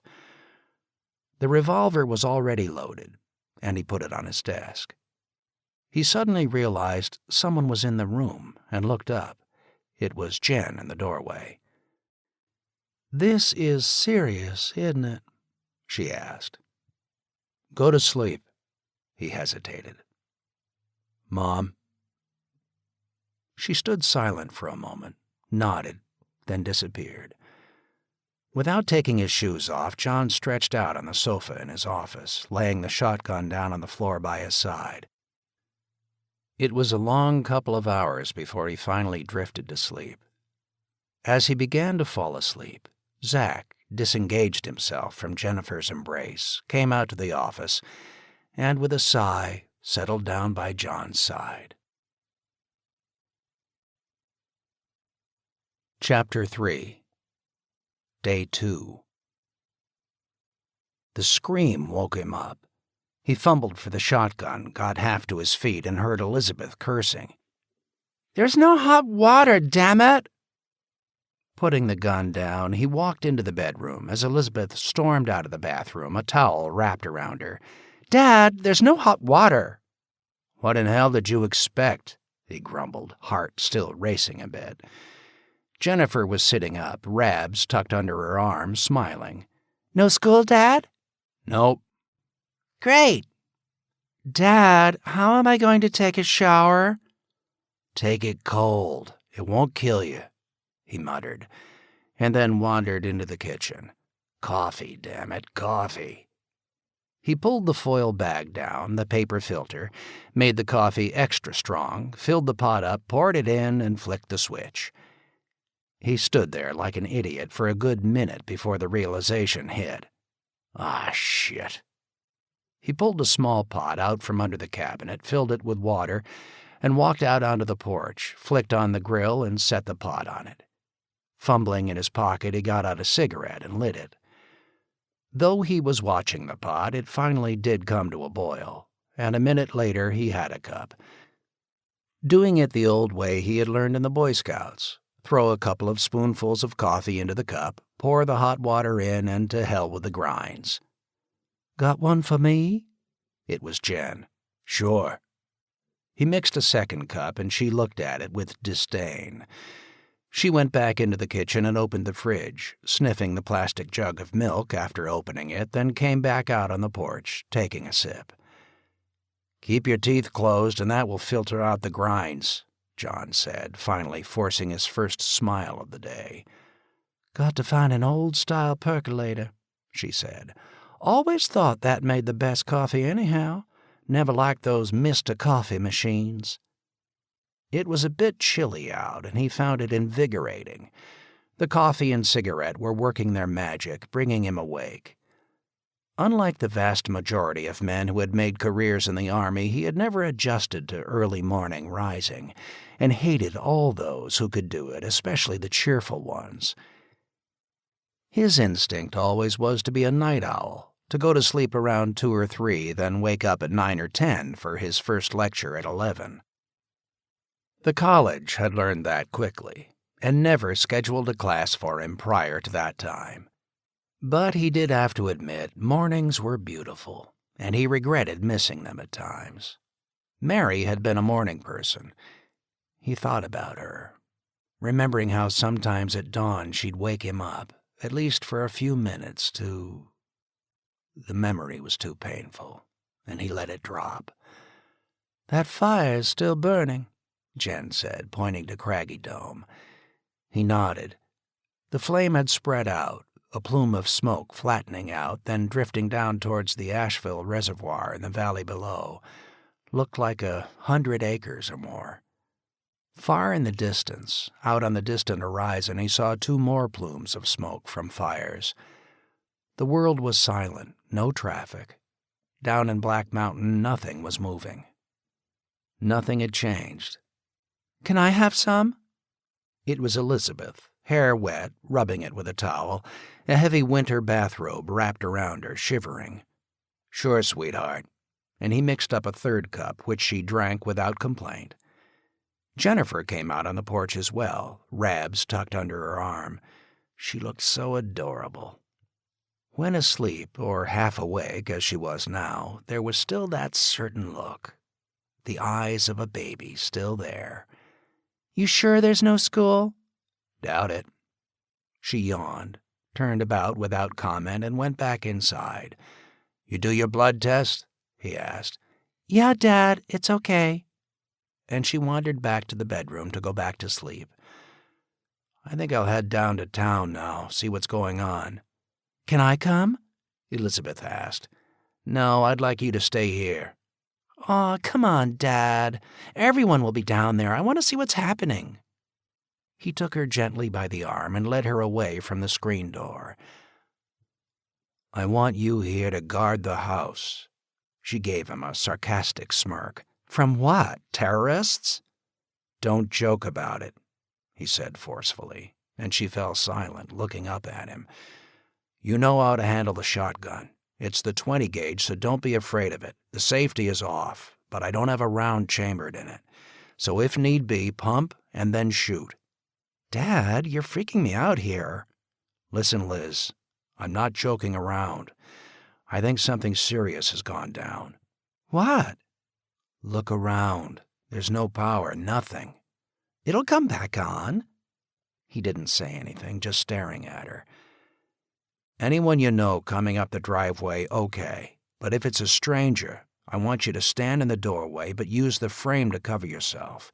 Let them see you have a gun pointed in their direction. Don't take any bullshit or con lines. I don't care how pathetic they might look.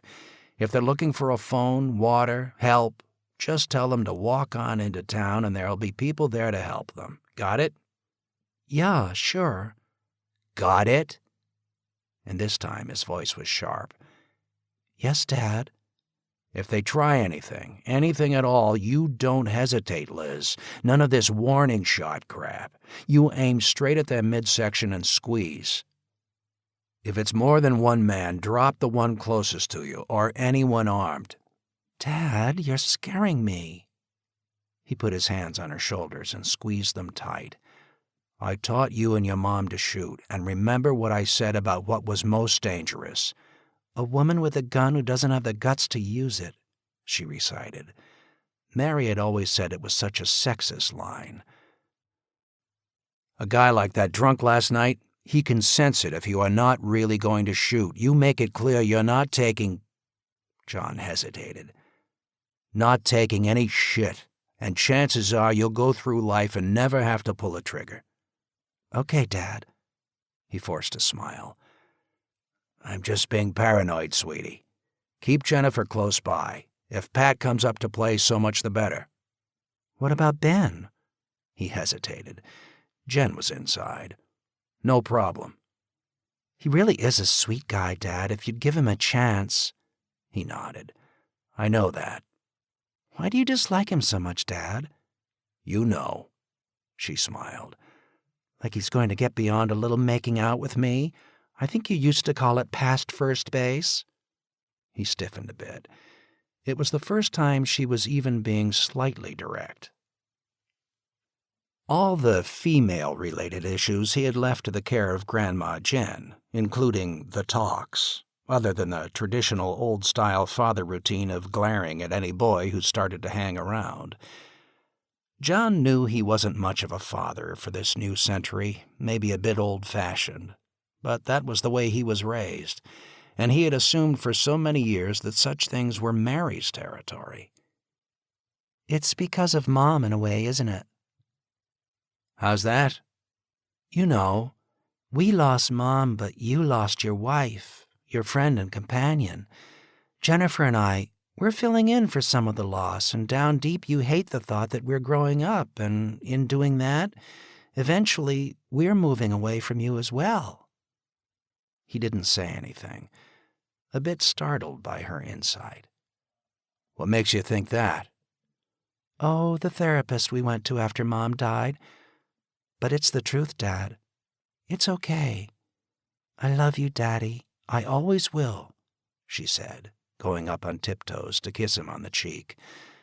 You'll always be my #1 guy. He hugged her, eyes filled with tears. Thanks, honey. They stepped back from each other, both feeling a bit awkward. I'll see what I can work up for breakfast, she said, and went back into the kitchen. Your girl is definitely growing up. It was Jen coming up to him, offering a second cup of coffee. He sniffled a bit, nodded, then smiled. Mary was like that at 16, wise beyond her years. Used to throw Tyler for a loop sometimes. John drank the second cup. It was cooling, but that didn't matter. Though 2 cups and 2 cigarettes without a breakfast did make his stomach feel a bit jumpy. You mind if I borrow the monster, go downtown, and see what is going on? No, and she smiled. The Mustang, though, that's still a different story. As he drove past the interstate, all the cars were exactly where they had been the night before. The road was empty except for a lone trucker, sitting in his cab, door open, puffing on a cigar, the driver waving to John. It was the guy from the night before, and the sight of him was a reassurance. John felt a bit of relief, fearful that something ugly might have indeed happened down here during the night, but all was quiet, no sign of any problems. Coming up State Street, he passed the elementary school. The front door was propped open, and for a second he wondered if indeed school was open today, but then realized that all the school buses were still parked in the lot. There was a hand-lettered sign out front, "Emergency Shelter." Pete's Barbecue House, the restaurant across the street, had volunteered their big outdoor grill, the kind used at festivals and fairs, and there was Pete, set up in front of the school, wearing his absurd pink apron and pink chef's hat with a smiling pig painted on it, a couple of kettles on the grill, a line formed for coffee and barbecue for breakfast. Typical of Pete, always there for the town. John honked and Pete looked up in surprise, as did those on the line, and Pete waved. The light up ahead was off, and John had to slow down, half a dozen cars blocking the road. It forced him to swing over to the eastbound side, and he came to a stop first, looking both ways. It felt absurd doing it. Of course, there was no traffic in sight, other than all the stalled cars at the intersection. He weaved around, turned right, and pulled into Smiley's convenience store, got out of the car and walked in. "Hey, Hamid, how are you?" Hamid had proven to be a fascinating addition to the town. He was Pakistani, married to a local girl, and purchased the store a few months before 9/11. 2 days after that day, the FBI had shown up and arrested him, claiming that there was a report that he had made a statement in support of the attack and would love to help out if anything was tried locally. The arrest, to John's delight, had triggered a firestorm. The town turned out, rallied support, harassed the daylights out of the district's congressman to investigate, and finally Hamid had returned, a block party being held for him. On the morning after his return, a huge hand-lettered sign was plastered across the window of his store. "I am proud to be an American. God bless all of you, my friends." Hamid was behind the counter. In fact, John suspected he damn near lived in his store. "Crazy out there," Hamid said. "I had to stay here all night. People coming in from the highway, it's been nuts." "How about a couple of cartons of Camel Lights?" John said. Hamid shook his head. John rattled off several more brands until finally he got a hit with Cool Lights. "Still got 3 cartons." "I'll take 'em." John pulled out his wallet and started to draw out his bank card. "John, that's down, you know." "Oh, yeah." He pulled out some cash, $50, still $20 short. "Just pay me later today. I know you're good for it." He hesitated before taking the cartons. "Hey, look, Hamid, I think I gotta tell you this first. You've always been a good guy to me. I'm not even sure about giving you money at the moment. Things might be a whole lot worse than it looks right now." Hamid looked at him quizzically. "What do you mean, John?" He pointed to the money on the counter. "I mean that." "The money?" And he laughed. "Maybe in my old country, but here, American money. You're kidding." "Just that I felt I had to tell you, the price of cigarettes might be a whole hell of a lot more than $23 a carton in a few days." Hamid took it in, and smiling, he pushed the cartons across to John. "Thanks, John. I see your point, but take them, my friend." John breathed a sigh of relief. At the moment, he'd have emptied his wallet for 1 pack, but now he could take them without feeling guilty. "Thanks, Hamid." John took the cartons and looked around the store. Nearly all the beer was gone, most of the soda as well. Munchies, chips, pork rinds, all gone. Hamid laughed. "Best night of business I've ever done. Must have a couple thousand in cash here." "Hamid, do yourself a favor." "What?" "Take down the rest of your cigarettes and stash them." "Why?" "Just call it an investment, a hedge on inflation." Hamid shook his head. "Can't do that. Maybe for strangers from the highway, but my friends here." John smiled. "Just a friendly suggestion, Hamid. Stash them away. From now on, if you want to sell them to friends, do so just 1 pack at a time."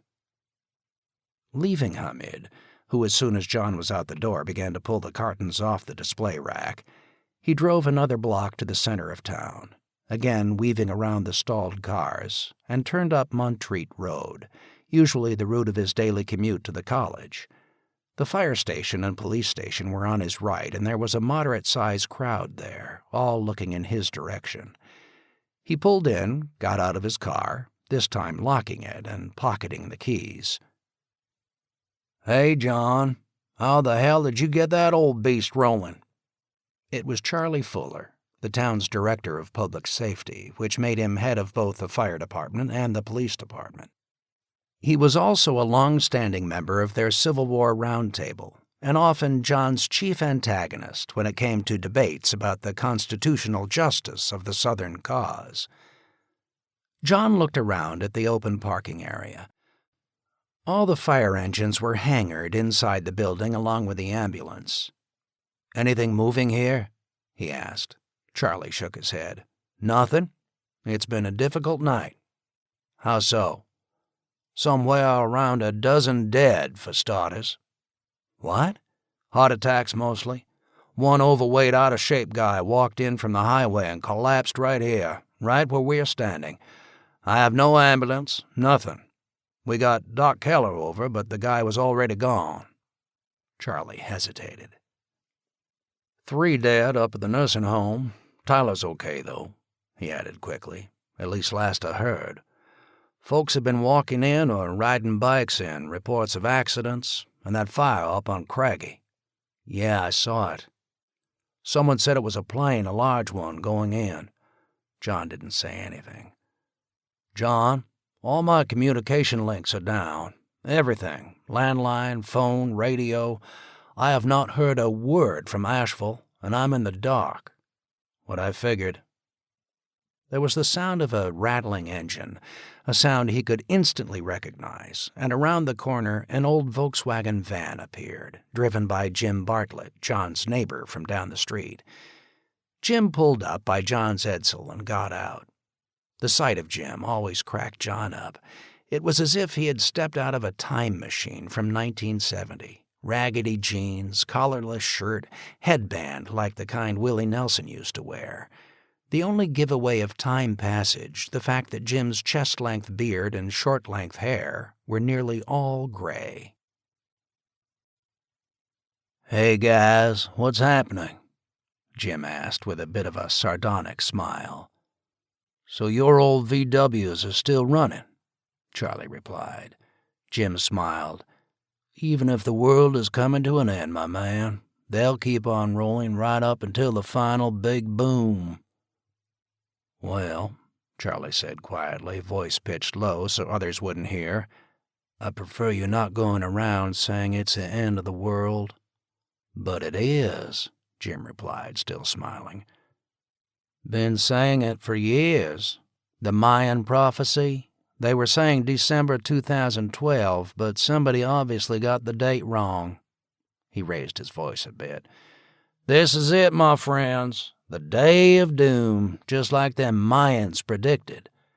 John looked around. Half a dozen small groups were gathered outside the station, and as Jim spoke, people started to turn and look towards him. "Been telling you all for years that this day was coming," Jim announced. Strangely, he was still smiling. "The Mayans had it right." "My kid told me about that last night," someone replied. "Yeah, some sci-fi guy wrote a book about it. My boy gave me the book, and it seemed on the mark with all of this. Jim's right, this could be it." John had always liked Jim. In almost every way, he was a level-handed, gentle soul. But he did harbor a few eccentric ideas, and now he had an audience. "Power going off is just the starter. Wait until you see what happens to the sun." "Damn it, Jim," Charlie hissed. "Come over here." Charlie forcefully put a hand on Jim's shoulder, moving him closer to the firehouse, John following. "Are you crazy?" Charlie whispered hoarsely. "You want to start a panic?" Jim looked at him, confused. "I should haul your butt inside right now for inciting panic." "Just a minute," John interjected, putting his hand on Charlie's and pulling it off Jim's shoulder. "Jim, maybe you're right," John said hurriedly. But there are a lot of kids standing around. You want to scare the crap out of them at a time like this? Come on, my friend, chill out. Let parents tell their kids in their own way. Please." Jim nodded thoughtfully. "Sorry, bro. Didn't mean to scare anyone." John made eye contact with Charlie. If his friend tried to collar Jim and make a scene, it just might very well start the panic rolling. Charlie got the message. "Okay, sorry, Jim. Just I don't want the kids getting frightened any more than they already are, so do us all a favor and don't talk about this Mayan stuff for right now. Got it?" "Sure, my man. Got it." "Now just go around and tell people you were joking. Calm them down," John interjected. "It'll help a lot." "Got it." Jim made a show of turning back to face those who had been watching them. "Just having some fun, that's all," Jim announced. "Some fun?" came a bitter reply. "We want to know what the hell is going on." "That's what we're working on right now," Charlie announced. "So let's just stay calm." "You two, we gotta talk." Coming out of the station was Tom Barker, the chief of police. "Shit," Jim muttered. "Here comes the man." "Tom, how you doing?" John said quietly. "Like a legless dog that's covered in fleas and can't scratch?" Tom replied, and John smiled a bit at yet another of Tom's colorful Southernisms. "Charlie, a question for you," John said. "Absolutely no communication whatsoever, and all vehicles dead except for my car and Jim's here?" "Yeah, that's about it. Also, the old Jeep down at Butler's garage still runs, though. We've got a couple of older mopeds and motorcycles, and Maury Hert's antique World War II Jeep. We've got that out on the highway now, checking on some emergency cases that people reported." "Not good," John said softly. "I think we're on the same wavelength," Charlie replied softly. "Where's Orville Gardner?" John knew that Orville worked downtown in Asheville as assistant director for the county's emergency preparedness office. "Not a word from him. Guess he's stuck in Asheville." "Tom, Charlie, can we go inside and talk?" "Why?" Tom asked. "I'd like to know why you two have cars and the rest of us don't." "Because nothing can kill a Volkswagen, man," Jim said with a grin. John stepped between Jim and Tom. "I really think we should go inside, gentlemen," John said. Though most of his career in the military had been spent behind books or up front in a classroom, he had led troops in the field and still did remember a bit about command voice, and he used it now. Tom bristled slightly, but Charlie smiled. "Sure, let's go. The mayor's inside. Let's go to her office." The three went in, Jim trailing along, and though John hated to insult the man, he turned and looked at him with a smile. "Hey, look, you know you're a hair up Tom's butt," Jim smiled. "He's out in my back lot every year prowling for weed and never caught me once. Maybe you should skip this meeting. Keep an eye on the cars. Help keep people calm and no more of this stuff about prophecies, okay?" "Sure, my man," and Jim gave him a friendly salute. John walked into Mayor Kate Lindsay's office, and she looked up from behind her desk, bleary-eyed.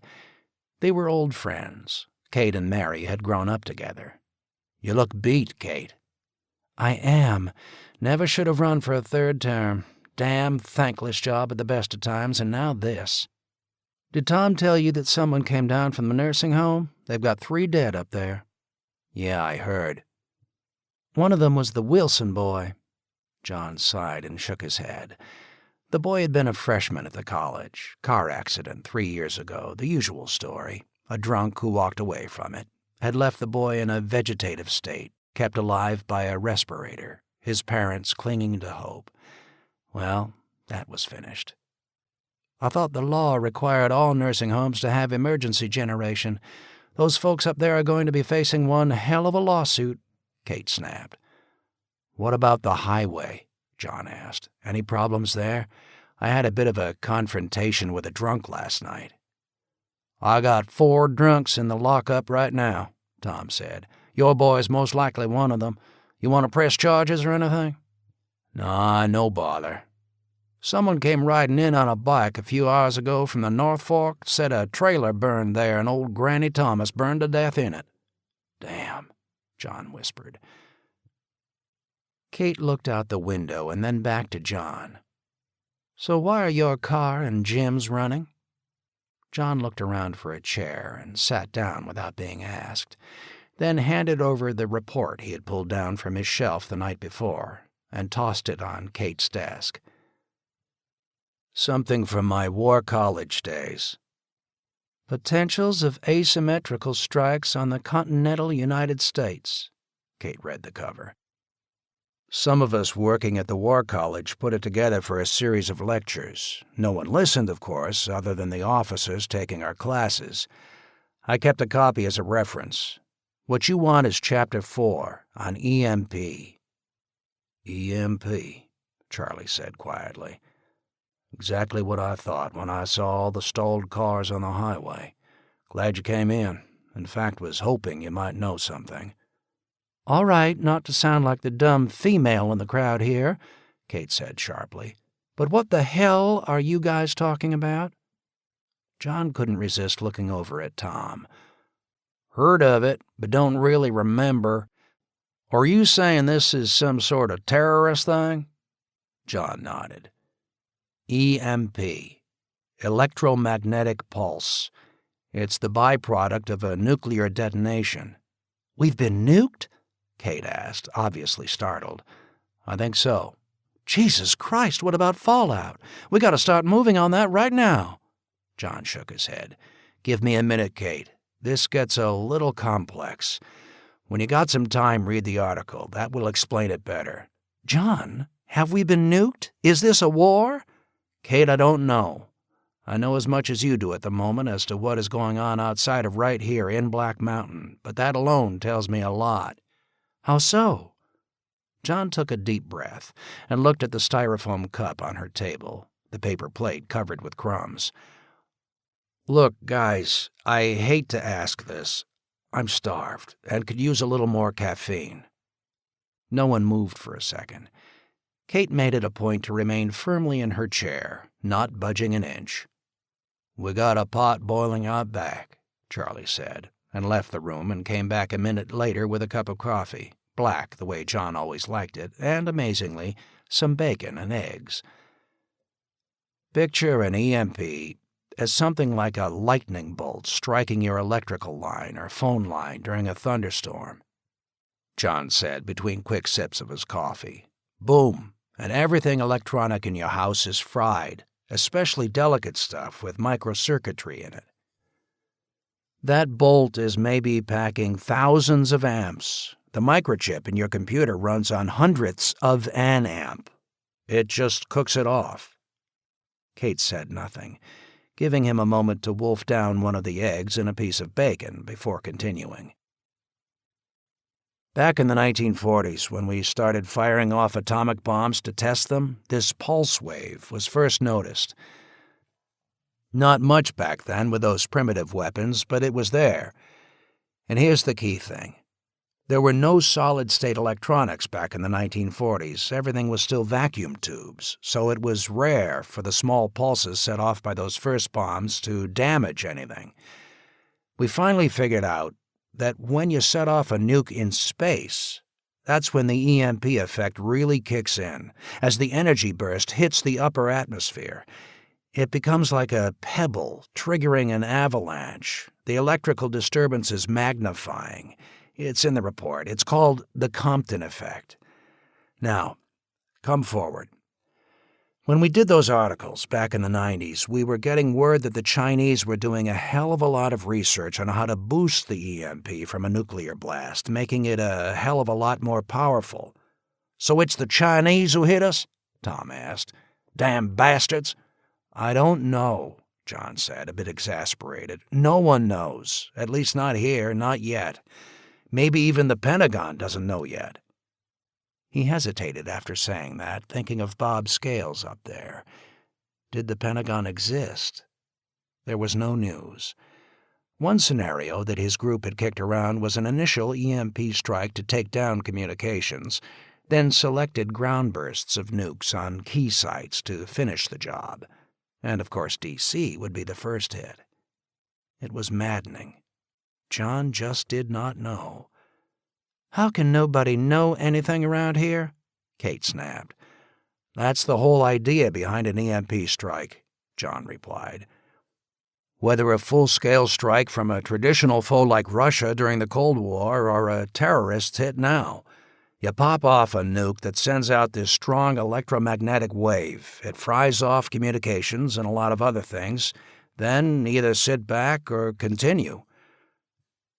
The frightful thing we realized was that some third-rate lunatic, either a terrorist cell member or the ruler of some place like North Korea or Iran, with only 1 or 2 nukes in their possession, could level the playing field against us in spite of our thousands of weapons. That's what is meant by asymmetrical strike. "So, is the whole country like this right now?" Kate asked. "Or is it just us?" He shook his head. "Look, I'm kind of tired. Sat up most of the night keeping watch in the house, so let me try to explain this in order, if that's okay." "Sure, John. Take your time," Charlie intervened. "Well, at the same time the potential energy release of EMP grew, and believe me, I don't understand the technical side of it at all, just that I know that it happens when a nuke goes off, and we suspect there's ways of calibrating a small nuke to give off a high yield of energy. Our electronic equipment was getting more and more sensitive to it." "No one saw an explosion," Charlie said, "and believe me, I've asked around, kind of suspecting the same thing. That's just it. It's in the report." And John motioned to the article on Kate's desk.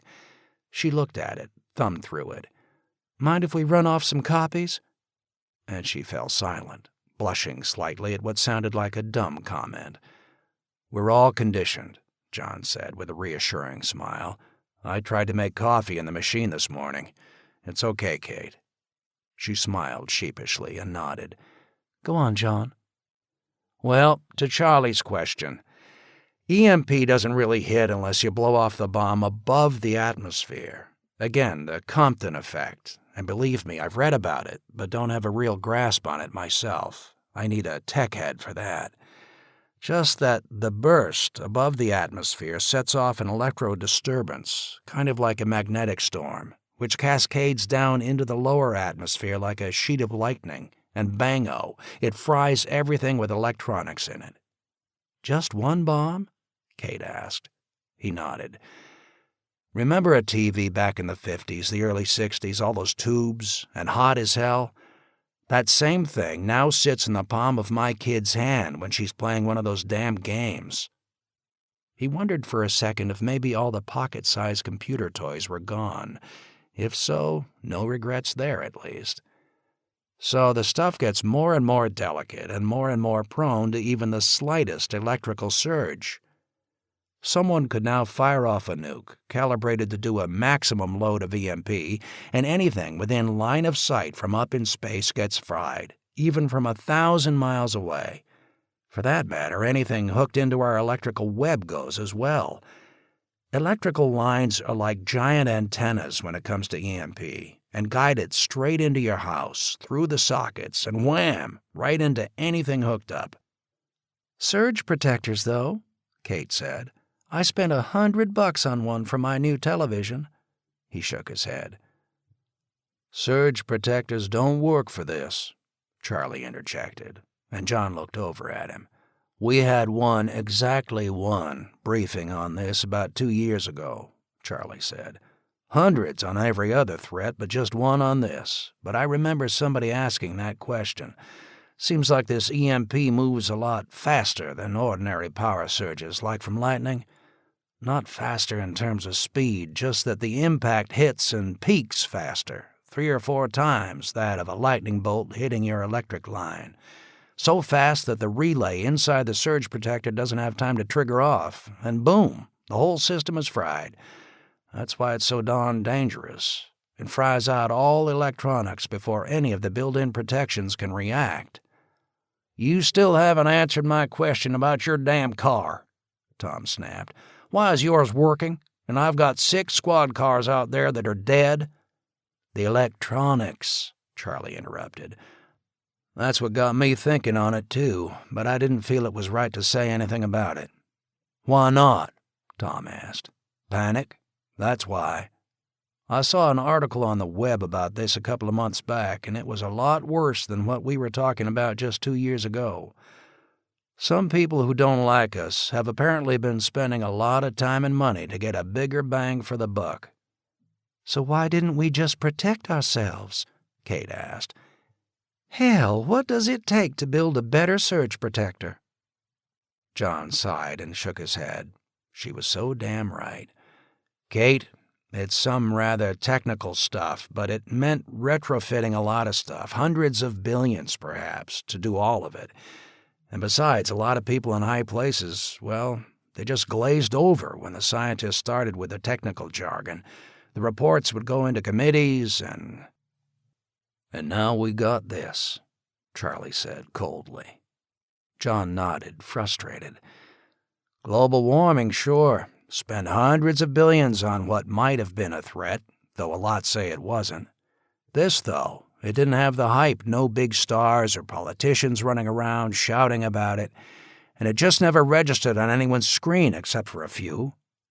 I don't get it with the cars, though, Tom interjected. Computers, yes, but a car? Any car, made after roughly 1980 or so, has some solid-state electronics in it, John said. Remember carburetors? Thing of the past, with fuel injection and electronic ignition. That's why my mother-in-law's old Edsel is okay and Bartlett's VW out there. No computers in the engine, and vacuum tubes in the radio. The surge had nothing to fry off.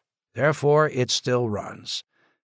Now everything in a car is wired into some kind of computer. Better living through modern science. John fished in his pocket for a cigarette, pulled it out, then hesitated. Kate was glaring at him, as was Tom. The town had a no-smoking ordinance for all its buildings. John hesitated, but damn, he wanted one now. Look, guys, if you want me to talk, I get a cigarette. Mary would kick your ass if she knew you were still smoking, Kate said. Don't lay the guilt on me, John replied sharply. It was Mary's dying that had snagged him back into smoking after being clean for 10 years. The Army had started getting uptight on it, and amongst all the other aspects of grooming for the star, smoking was a checkmark against him with some of the bean counters and actuaries in the Pentagon who argued why invest the effort on a guy who might die early. Go on, light up. She hesitated. And give me one of those damn things, too. Now it was his turn to hesitate. He hated leading someone back into sin, but on this day, what the hell? He lit her cigarette. She leaned back in her chair, inhaled deeply, let it out, and sighed. God damn, I've been wanting that for 6 years now. Damn, is it good. A couple of seconds later, she actually smiled, the first time she had done so since he walked in. Head rush, she muttered, then took another puff.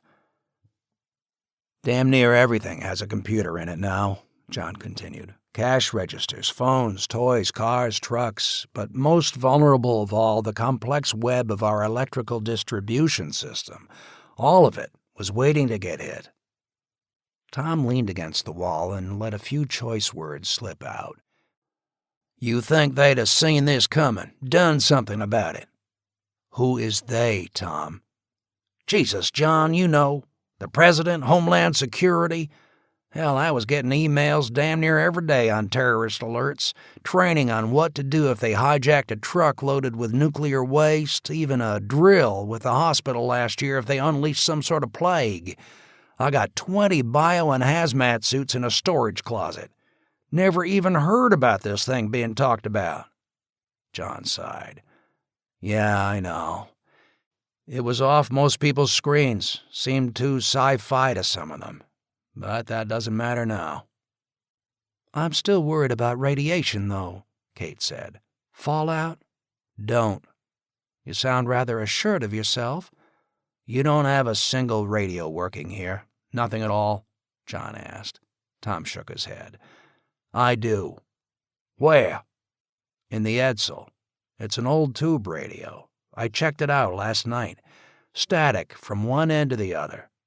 If this thing was local, if they had popped a bomb over Atlanta, Charlotte, we'd still be picking up radio stations from the Midwest and Northeast.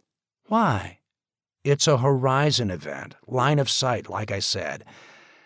I'll guess it was 1 to 3 nukes, lit off a couple of 100 miles up above the atmosphere, covered most, maybe all, of the United States.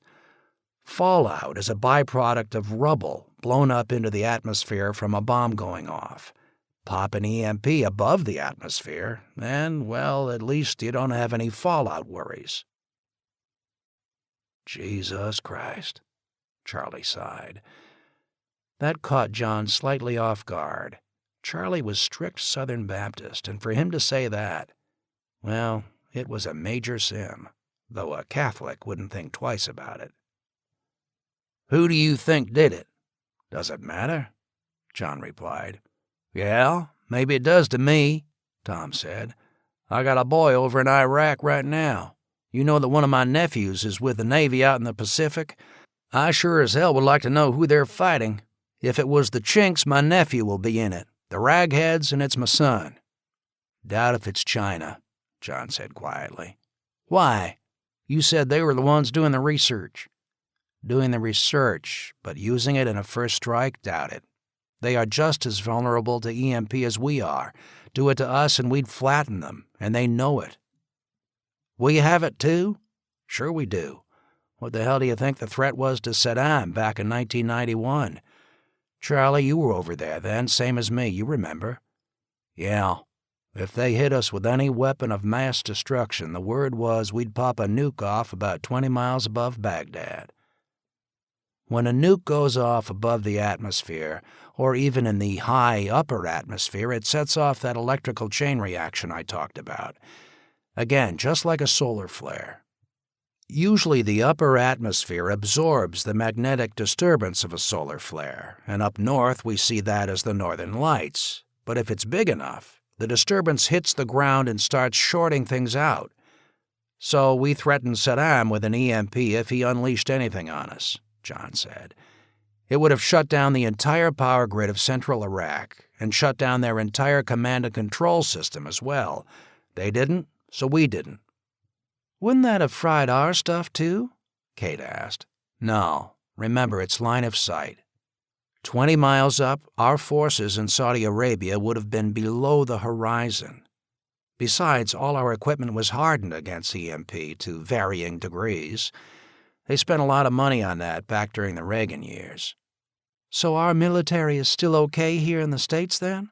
Kate asked. Doubt it. That's the gist of the report I just gave you. Every administration since Reagan's has placed hardening of our electronics on the back shelf. Meanwhile, the equipment kept getting more delicate and thus susceptible, and the potential power of the burst kept getting one hell of a lot stronger. Remember how we were all wowed by the high-tech stuff back in 1991? That equipment is now as primitive as a steam engine compared to what we got now. And in constantly making computers and electronics faster and better, we made them smaller, more compact, and more vulnerable to an EMP strike. He dropped the butt of his cigarette into his nearly empty coffee cup, offered a second to Kate, who took it, and lit another for himself. Who then? For my money, maybe North Korea. Maybe Middle East terrorists with some equipment supplied by Iran, Korea, or both. As for the warhead, we all know there's enough of those left over from the old Soviet Union that sooner or later someone would get their hands on, if for nothing else than the goodies inside that go bang. Iran and Korea were hell-bent on making nukes as well, but they'd be crazy to throw 3 or 4 at us when we could make the rubble glow for 100 years with 1,000 fired back in reply. But turn them into EMP weapons, and they win. At least in terms of hitting us harder than we could ever have dreamed of. Maybe launched from a sub, Hell, even from a freighter that got up a couple of 100 miles from the coast. Get that close and even an old Scud could just about get the package high enough.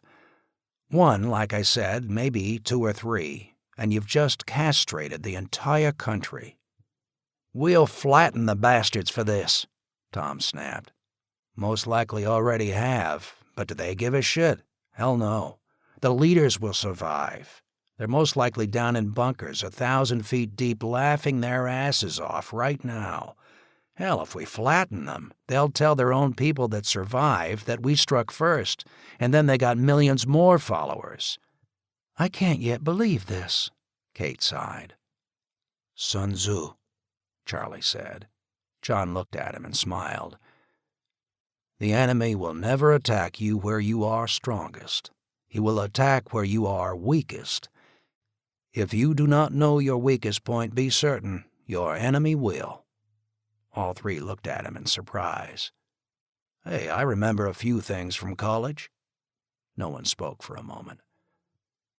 What happened out there, John said softly, doesn't matter to us now. It's what happens here in Black Mountain that does. How long before the power comes back on? Kate asked. Or we get some word from Washington on what to do, or even from Raleigh or Asheville? Strangely, an old Civil War song flashed into his mind, a line from Lorena. It may be for years, and it may be forever. Weeks, months, maybe years, John said, and he found he could not look into Kate's eyes as he said it. Yesterday, her biggest concern was the hot argument in the town about who would be Grand Marshal this year for the 4th of July parade. That and the continuing wrangle with Asheville about water rates. We've got to prioritize, Tom said. Security, for one thing. I've got 500 strangers from the interstate on my hands this morning. What the hell should we do with them, for starters? No one spoke. Well, we just can't kick them out, Kate said. John did not reply. Priorities for getting through this, Charlie interjected. And now everyone was becoming agitated. John realized that for the last 15 hours they had been waiting for someone else to tell them what to do. The reality was beginning to hit, that there just might no longer be someone else. Water first, Kate said. Once the tank on top of the hill runs dry, the pipes will start emptying out. We don't have any means then of pumping more back up to the tank. Most of the town will be dry within a day. We're lucky in one sense, Charlie said. We get our water gravity-fed from the reservoir. The dam face is at 2,500 feet above sea level, so at least here in town we'll get some. But anyone above that elevation line is screwed. John realized that meant him. His neighbor had a sign on his driveway, half-mile high. They were 250 feet above the gravity feed point for water. At least we have the pool, thank God. Food, Tom said. Jesus, no electric means no refrigeration. John was silent, on his 3rd cigarette, as the other 3 argued about what to do next. I'm making a quick run up to the college, and once the pharmacy opens, I've got a very important errand to run, John said. I've told you all I know, so if you will excuse me. He stood up and started for the door. John. He knew this was coming. It was Tom. Concerning your car? What about my car? I'd like to have it. Why? I need to get around. Use a bike. It'll be good for you. John, don't bullshit around with me. I need that car. I'll give you a lift home, but I do need it. John stared right at Kate for a moment, then back at Tom. That car is mine, my family's. You declaring martial law? I think we'll have to, Kate said quietly. When you do, come and try and take it, Tom. What do you mean, try? Just that? Just try. Tom stood silent, no one speaking, and then finally he nodded. Okay, John. He looked back at Kate, who sighed and then nodded in agreement. Sorry, John. We were out of line. That's okay. Just a bit of advice, Kate. And that is? He pointed to the cigarette in her hand. Now that you are hooked again, you better go over to Smiley's and get several cartons, cash only. If Hamid says he doesn't have cartons, pull rank on him. He's hiding them in the back of the store. You better load up now, 'cause you're going to need them.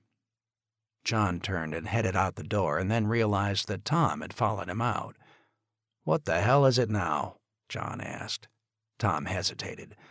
Look, John, sorry. I haven't slept since yesterday. Sorry about back in there. And he extended his hand. John took it. Tom, I don't envy you your job one bit. Look, John, I know I might not be the brightest light bulb in the pack. You're the smart guy. I like my job, though, and try to do what's right. But I never thought I'd be dealing with something like this. Yeah, I know. Hard day. Damn. I hope I'm wrong about everything I just said back in there. My first thought was it was some sort of weird solar storm. Maybe I'm dead wrong, and 10 minutes from now the lights will come back on. Think they will? Tom asked hopefully. John reluctantly shook his head, went over to his car, unlocked it, and got in. He almost felt guilty as he turned the switch and the car roared to life. Everyone gathered in the parking lot looked at him as he drove off. The run-up to the college had been a quick one. He felt, though, that he had to go, just check on what was happening. A lot of heads turned as he drove into the campus and pulled in front of Gaither Hall. "Hey, Doc, cool wheels!" someone shouted, and John nodded and smiled. The conversation with President Hunt only took a couple of minutes. He had basically figured out the same thing and was already organizing the place. The kids were feasting on steak and ice cream this morning.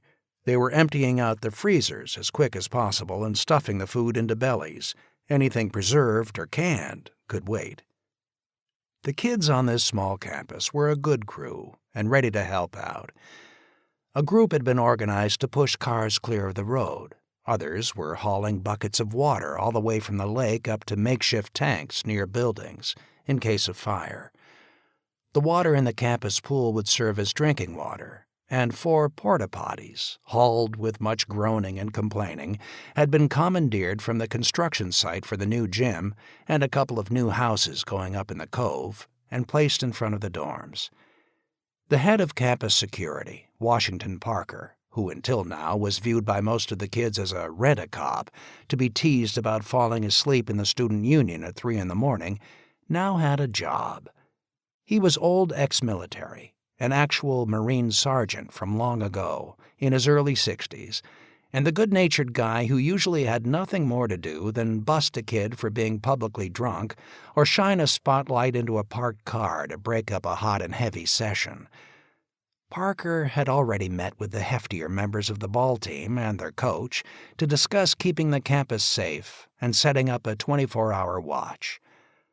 Parker had taken his job seriously for years, in spite of the fact that if ever there was a safe campus in the mountains of western North Carolina, it was Montreat College up in the Cove. A year or two would go by without even a minor crime, let alone the far more serious issues of rape, assault, or heavy drugs. But he had religiously attended every conference on campus security offered by the government, especially the ones that dealt with the potentials of a terrorist takeover of a campus. He had once talked with John about that issue, pointing out that the fact that they were, in general, so darn safe up in these mountains meant they were exactly the type of campus that just indeed might be hit. As John pulled away from Gaither Hall and turned to head back into town, he spotted Washington standing by the gateway that led into the campus. John slowed and came to a stop. Washington looked over at him and then actually saluted. "Morning, Colonel."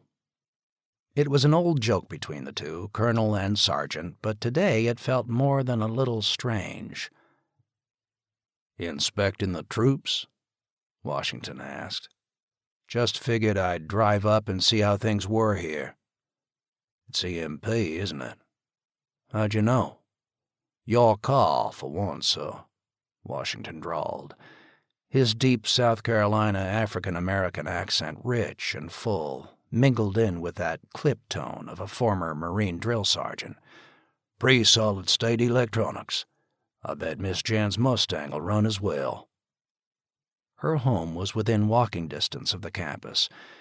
The realization caught him. Everything was measured in walking distance now. You dropping a hint, Sergeant? Yes, sir, I am. It'd be good to have at least one vehicle uphill so I can move around quickly if needed. Besides, once people start figuring things out, it'll get stolen. She'll kill me if I ever tell her, so it's between us, Washington. John fished into his pocket and pulled out his key ring and snapped one off. That's to her house. Security code number is... He laughed softly and shook his head. The key to the Mustang, well, I never had security clearance for it. Washington laughed. I can jump it. It's yours for the duration, John hesitated. Or until this old beast breaks down or someone gets it. Chief Barker and I nearly got on that very issue less than an hour ago. I managed to hang on to this monster, but Barker just might remember the Mustang, so I suggest you get over there now. Possession is always 9/10 of the law. Deal, sir. I'll take good care of her. No joyriding, sir. Come on, Washington, it's John. Cut the sir shit. I work for a living now. Washington smiled. You said the duration, sir, when it came to the car. And now his features were serious. Washington finally looked away from him and back to the gate. Good position here. You know that, Washington said. John had thought about it more than once on his drive up the cove to the campus.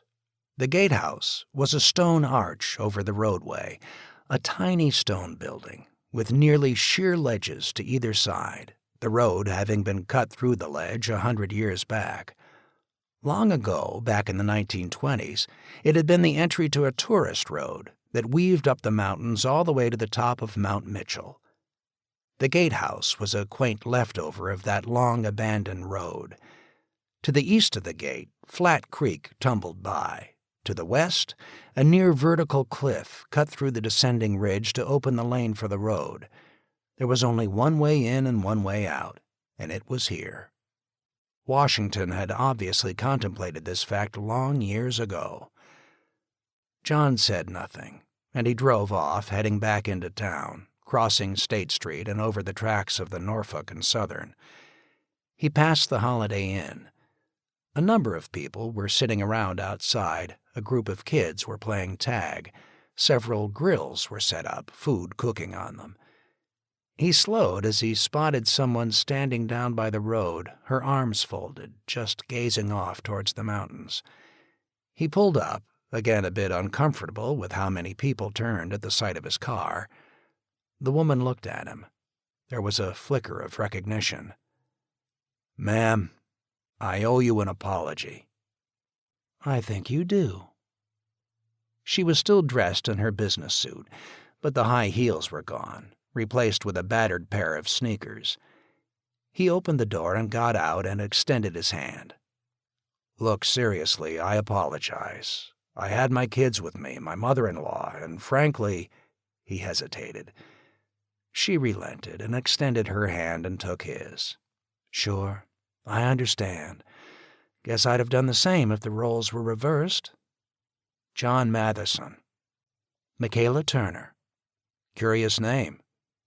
"My granddad was stationed in Hawaii during the war. Said it was a flower there. Talked my dad into using the name." John couldn't help but let his eyes drift for a second. She was tall, even without her heels on, 5'10" or so, slender, blonde hair to shoulder length, top two buttons of her blouse unbuttoned. It was just the quickest of glances, but he knew she was watching. Strange. If you don't check an attractive woman out even for a second, it's an insult. If you do, There might be a cold, icy stare. She smiled slightly. "Where are you from?" John asked. "Charlotte, supervising nurse for a cardiac surgical unit. Was coming up here to attend a conference at Memorial Mission Hospital on a new procedure for heart arrhythmias. Now, could you do me a favor and tell me just what the hell is going on?" "That reminds me," John said. "Look, I've got to do something right now. Will you be here in 10 minutes? "Sure." He got back into the car, hesitated, and looked at her. "I'm heading to the drugstore right now. I need to get something. If you want, you can come along." She didn't move. "I'm not trying to pick you up or anything, really. I gotta get some medication for my daughter. Just, I can answer your questions while I drive." "Okay. Don't seem to be going anywhere else." It was only several more blocks to the shopping plaza with Ingram's Market and the CVS drugstore. The parking lot was nearly full, but no one was about. He got out and looked at the drugstore, disappointed. It was dark.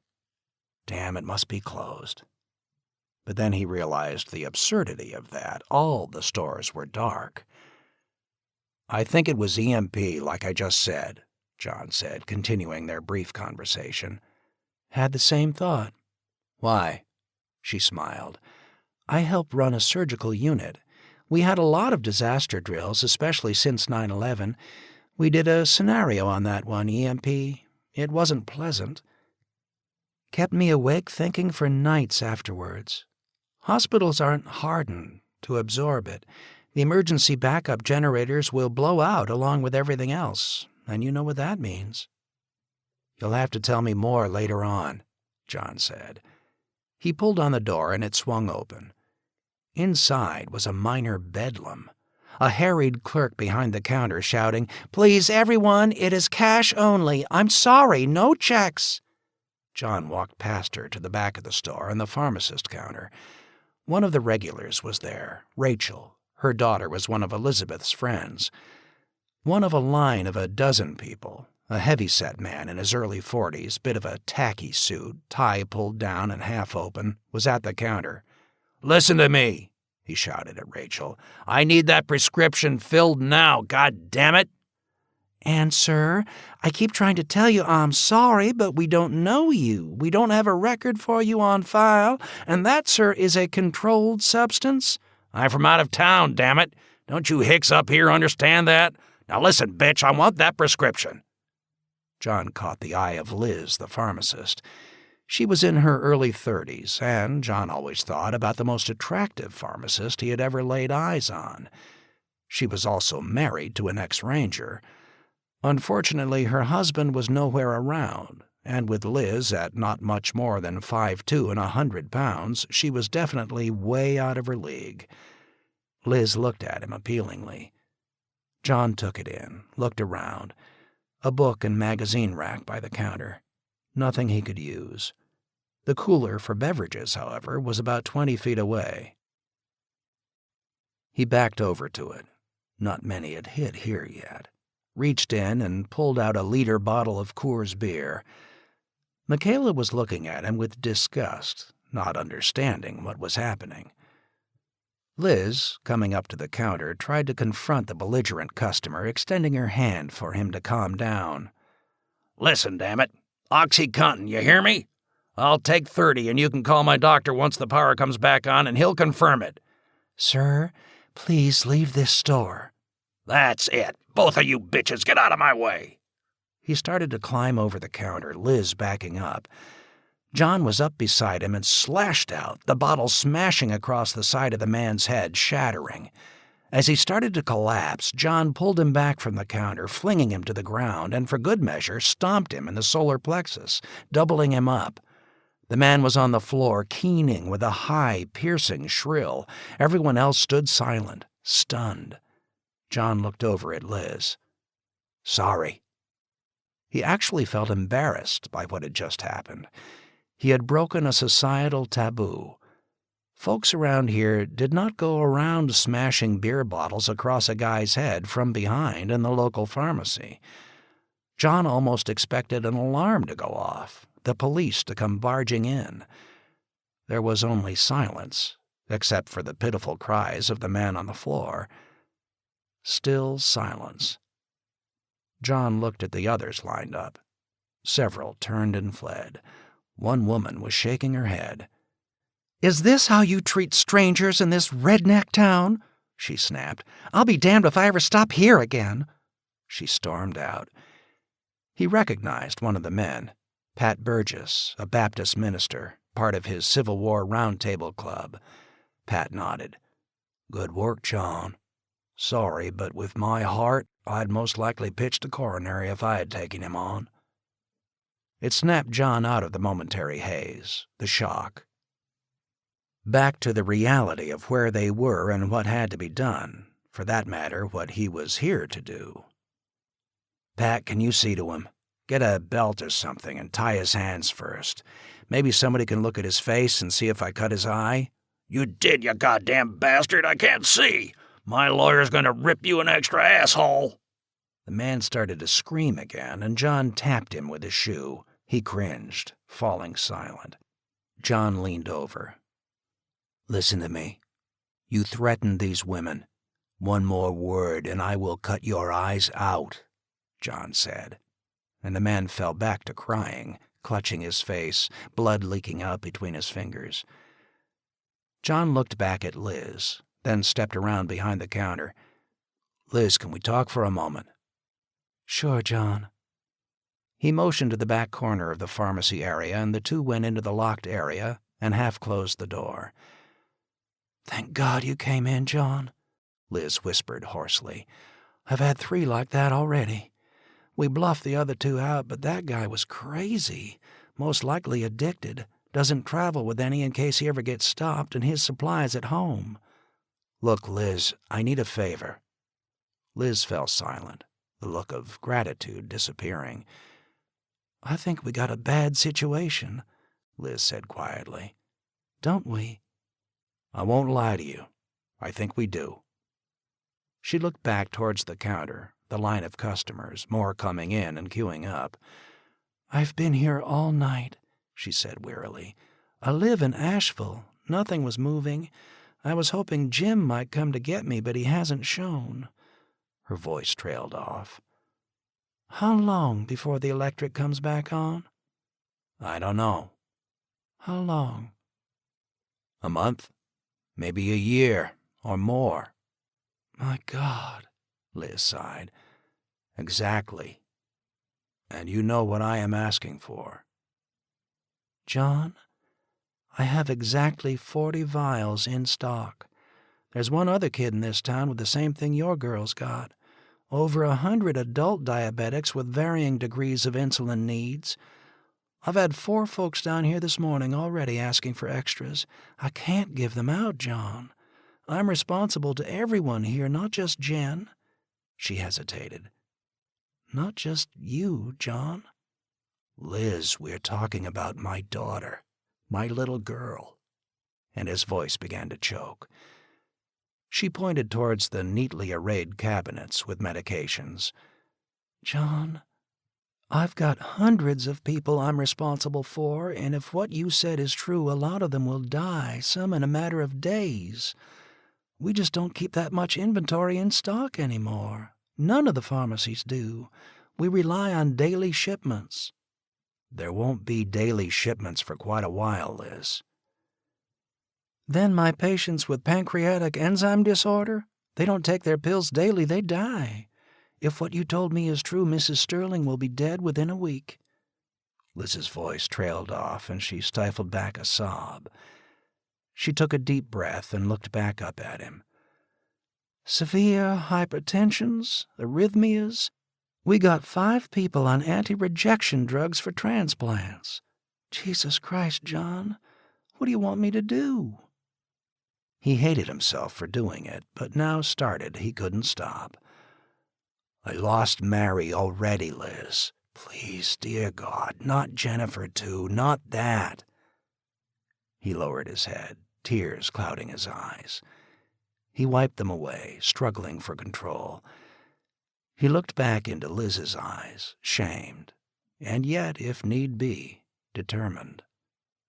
Liz looked straight at him, and John could see that her eyes were clouded as well. "It's going to get bad, isn't it, John?" He nodded his head, unable to speak.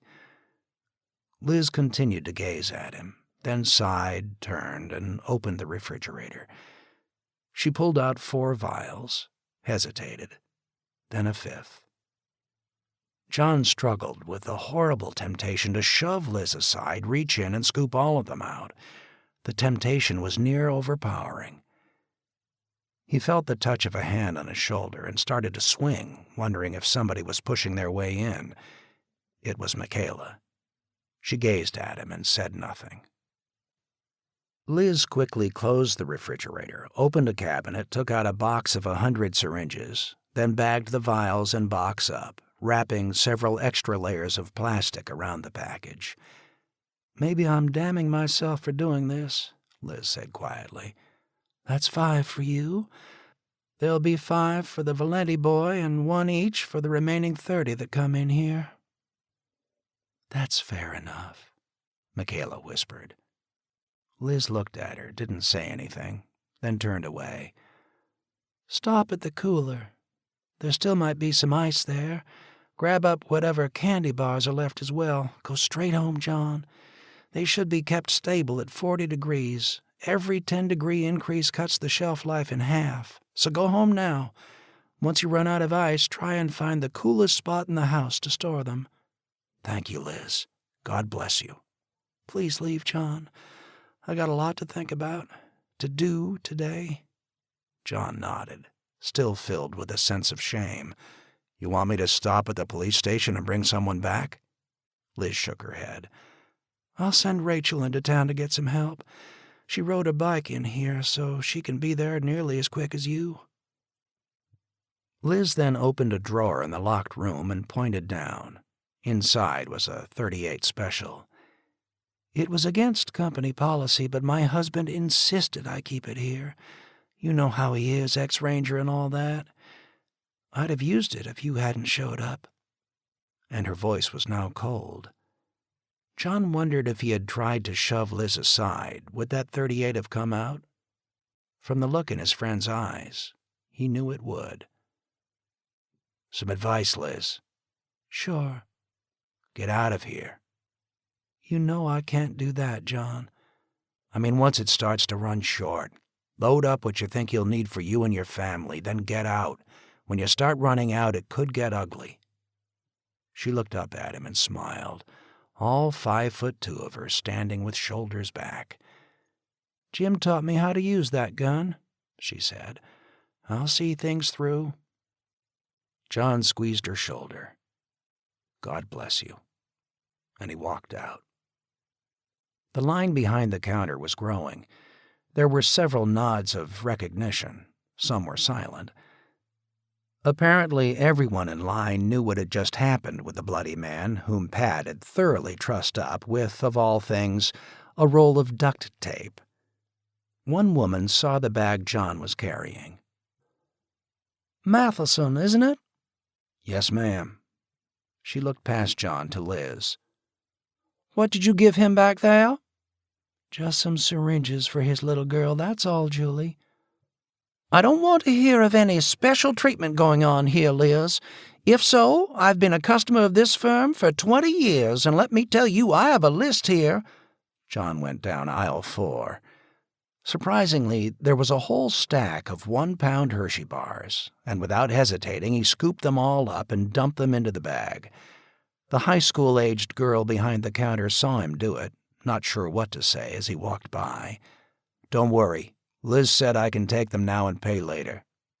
The girl nodded, his action setting off an argument with a customer who had no cash and wanted cigarettes.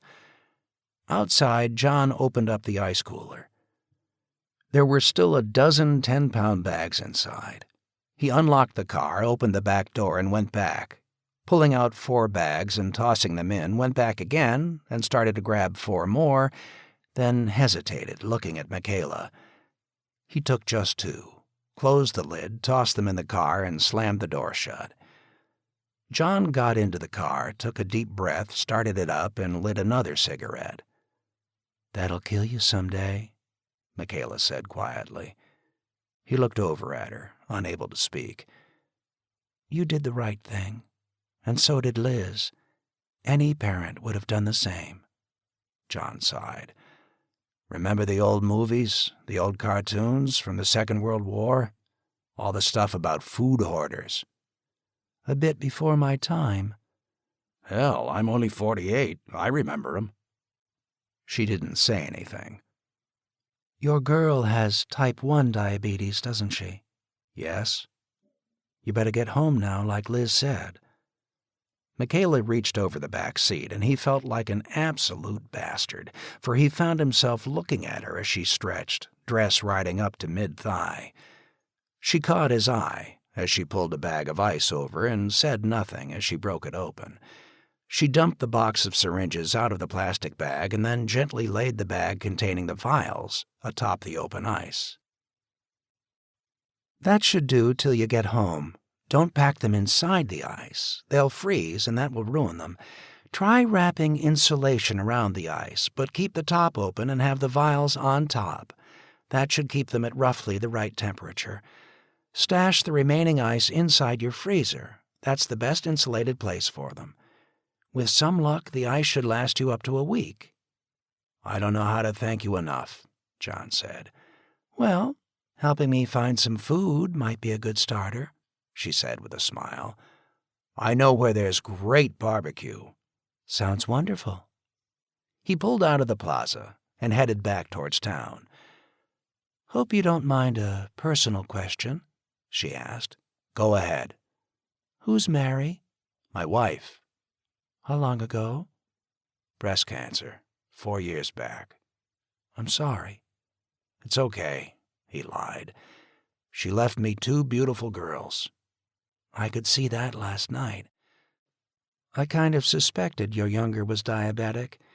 In my business, you can spot it. That's why it didn't bother me too much when you took off like you did. Stress is bad for her situation." "I know. Again, I'm sorry about running out on you like that." She smiled. "Oh, there was a truck driver there, a regular white knight.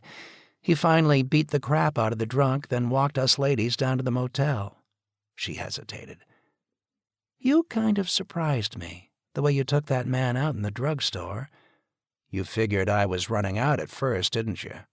"Well, to be honest, yeah, I did." "I didn't, though." She chuckled softly. "You sure as hell didn't. Bit underhanded, maybe, but you settled it." "If you must fight, fight to win," John said quietly. "You know you got a cut hand, don't you?" He looked at his right hand, and for the first time the pain registered. Part of the broken bottle had laid a deep slice into his right forefinger, clear down to the crease with his thumb. Damn, it suddenly hurt like hell. "Pull over. Let me look at it." He drifted to the side of the road and came to a stop. She took his hand and gently spread the wound open. Now it really hurt. "You'll need stitches, 10 to 12 from the looks of it." As she examined it, blood dripped onto her suit. "Be careful, your suit," he said. She ignored him. "I don't have anything sterile on me. You should stop at a doctor's." "Later. I want to get the medicine home first. Besides, the doc is most likely swamped right now." As he spoke, he nodded towards the road. Maury Hertz's World War II Jeep was coming down off the exit ramp of the interstate, 4 people piled in, one a child with shoulders hunched over, pale-faced, gasping. Lying across the back of the Jeep was an elderly woman, who John could see was already dead. "We don't realize just how dependent we are," Michaela sighed, watching as the Jeep weaved around some stalled cars to head into town. "I'd hate to be in my hospital right now.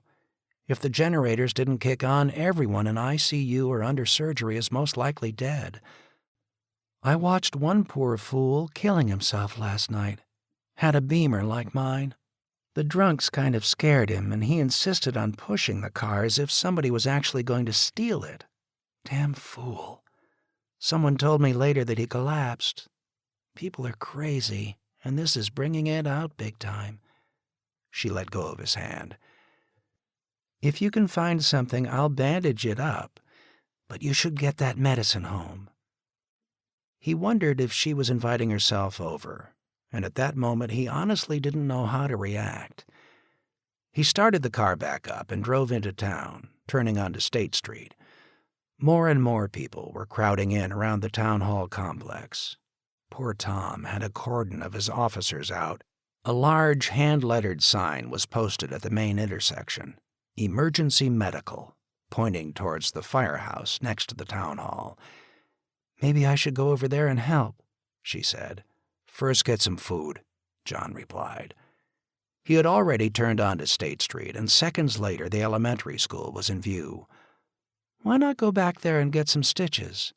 "My mother-in-law can handle it," he finally said. "Sure." And there wasn't any reaction in her voice one way or the other. "Just make sure you dose it well with an antibiotic.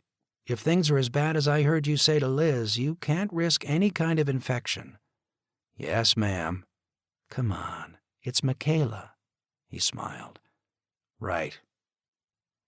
He pulled up onto the lawn of the elementary school.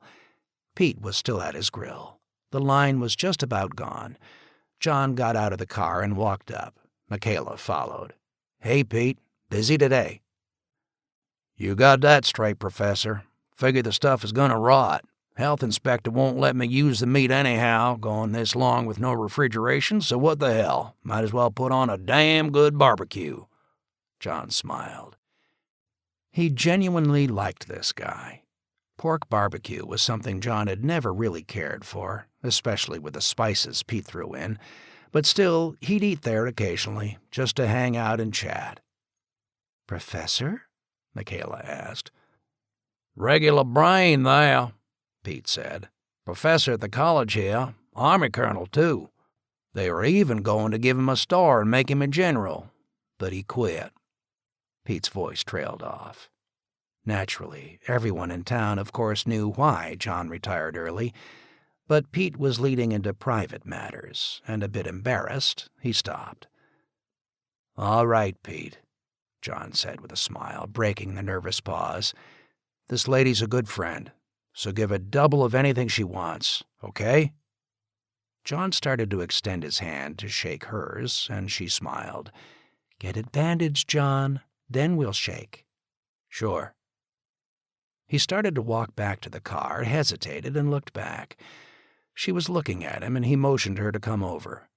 "Look, I guess you're staying at the Holiday Inn?" "I guess so." "You know how to get back there?" "Easy enough. Turn left at the light and cross the tracks." "Well, look, I don't want you to take this wrong. You need anything, you walk up this road just about a mile. Turn right on Ridgecrest Drive. I'm number 18. "Okay, John. Maybe I will sometime." "Thanks for your advice with the medicine. I better get it home." "John?" "Yeah?" "You were checking me out when I was leaning over the seat, weren't you?" He found himself blushing. "It's okay. After a high-stress situation, men usually think that way. I wasn't insulted. I just want you to know it's normal. It might bother you later, you know, given you should be worried about your girl, memories of your wife, and such." Now she blushed slightly. That came out awkward. "Get home now. I'll be okay." "Thanks, Michaela." He got into the car and drove off, carefully balancing the bag of ice with one hand, the vials of medication on top. As he turned the engine off, he was delighted to see Jennifer and Pat up in the field tossing the frisbee back and forth. Ginger gave him a quick look, but then went back to chasing the frisbee, but old Zack came down, tail wagging in greeting. Elizabeth was out by the pool, dressed in shorts and T-shirt, sunning herself, Ben sitting beside her, acting as if he was reading a book. The shotgun was leaning against the wall by Ben's side. He stood up at the sight of John and came up to the car. "Could you help me get the ice in, Ben? There's some cartons of smokes in there as well." "Sure, sir." Still balancing the one bag with the vials on top, John headed into the house. Jen was in the living room, just standing quietly looking out the window, turning and smiling as he came in. She didn't need to be told what he was doing when she saw the CVS bag. "Get the basement door for me, will you, Jen?" She opened it. He was suddenly paranoid that somehow he might drop the precious load, and he clutched the bag of ice with one hand to his chest, the other on top of the vials, holding them in place. Going down to the basement, he looked around for a moment and spotted an old styrofoam cooler. He laid the bag of ice in and placed it inside the shower stall, and then carefully laid the vials on top. He put the lid on, but left it cracked open, and then with a pocket knife popped a small hole in the bottom of the foam cooler to let the melted water drain off. It was getting to be a bit messy, blood dripping from his hand. "How much medication did you get for her?" Ben asked. John looked back and saw the young man looking at him intently. 5 vials. 5 months, not counting what's in the fridge? It caught John by surprise. "Yes, something like that." "I see," Ben said quietly. John stood up. "Look, Ben, I'm not going to lie to you. The situation might be bad. I suspect we've been hit by a weapon that has shut down the electrical grid nationwide. That means it might be months before we get power back again." He took it in, nodding his head, saying nothing. "But not a word of this to Elizabeth or Jennifer, understood? Let me tell them in my own way." Jennifer. And again his throat tightened.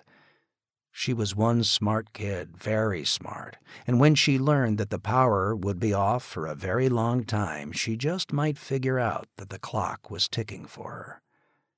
He looked back into Ben's eyes, saying nothing. "Yes, sir," Ben whispered. "Fine, then." "You're bleeding, sir." "An accident, nothing serious." He went back up the stairs and sat down at the dining room table. Jen was already waiting with the first aid kit. "What happened?" He looked up. Ben was standing by the door out to the deck. "Everything's okay, Ben, but remember, I don't want those girls worrying about things. Given the way things are, I'm expecting you to be a man and keep a sharp watch on them." "Anything you say, sir." And he left the room. "You know, John, he really is a nice boy. By the way, while you were gone, we ran out of water." "Already?" "Poor Jennifer. She used the toilet and, well, it didn't flush, and she was really embarrassed. Ben got a bucket, hauled the water in from the pool, flushed it, then filled the tank up again. He's a good kid." John laid his hand on the table and she peered at it. "You should have stopped to get stitches." "No time. I wanted to get the medication home." "I'll butterfly bandage it for now," and she set to work. "You can have Keller look at it later. Now what happened to you? And fill me in on all the news." He told her just about everything, except for Michaela and, of course, the Mustang. Chapter 4. Day 4. The sound of the helicopter, a Black Hawk, after silence for so long, was startling. It came in hot, about 500 feet up, skimming over the interstate pass, leveling out. He felt an emotional surge at the sight of it, the black star in its side. It roared past his house, which was high enough off the valley floor that he could almost see into the pilot's side window. Elizabeth was jumping up and down, shrieking, waving. "We're saved!" Elizabeth shouted gleefully. "We're saved!" She sounded like a shipwrecked sailor on a desert island. John found himself waving as well, and the helicopter thundered on, heading due west, growing smaller, the sound receding, then disappearing, the silence all-engulfing again. The elation disappeared into a sense of overwhelming depression. Somehow, the sight of that lone bird was now symbolic of so much. And maybe it was a portent that within a few more minutes the electricity would come back on. He stood for several minutes, shading his eyes, gazing westward, and everything was as it had been. Dejected, Elizabeth walked over to the side of the swimming pool and sat down, dipping her feet in. Ben came over and splashed her. The water was still cold. Without the pump, there was no circulation into the solar heating panels. The water was still clear, though. John was dosing it heavily with chlorine, since it was, for now, their drinking and bathing water. The kids swimming in it would at least keep the water stirred up. Jen was already waiting in the car. Ben waved. John casually pointed to where the shotgun was, and Ben nodded in reply.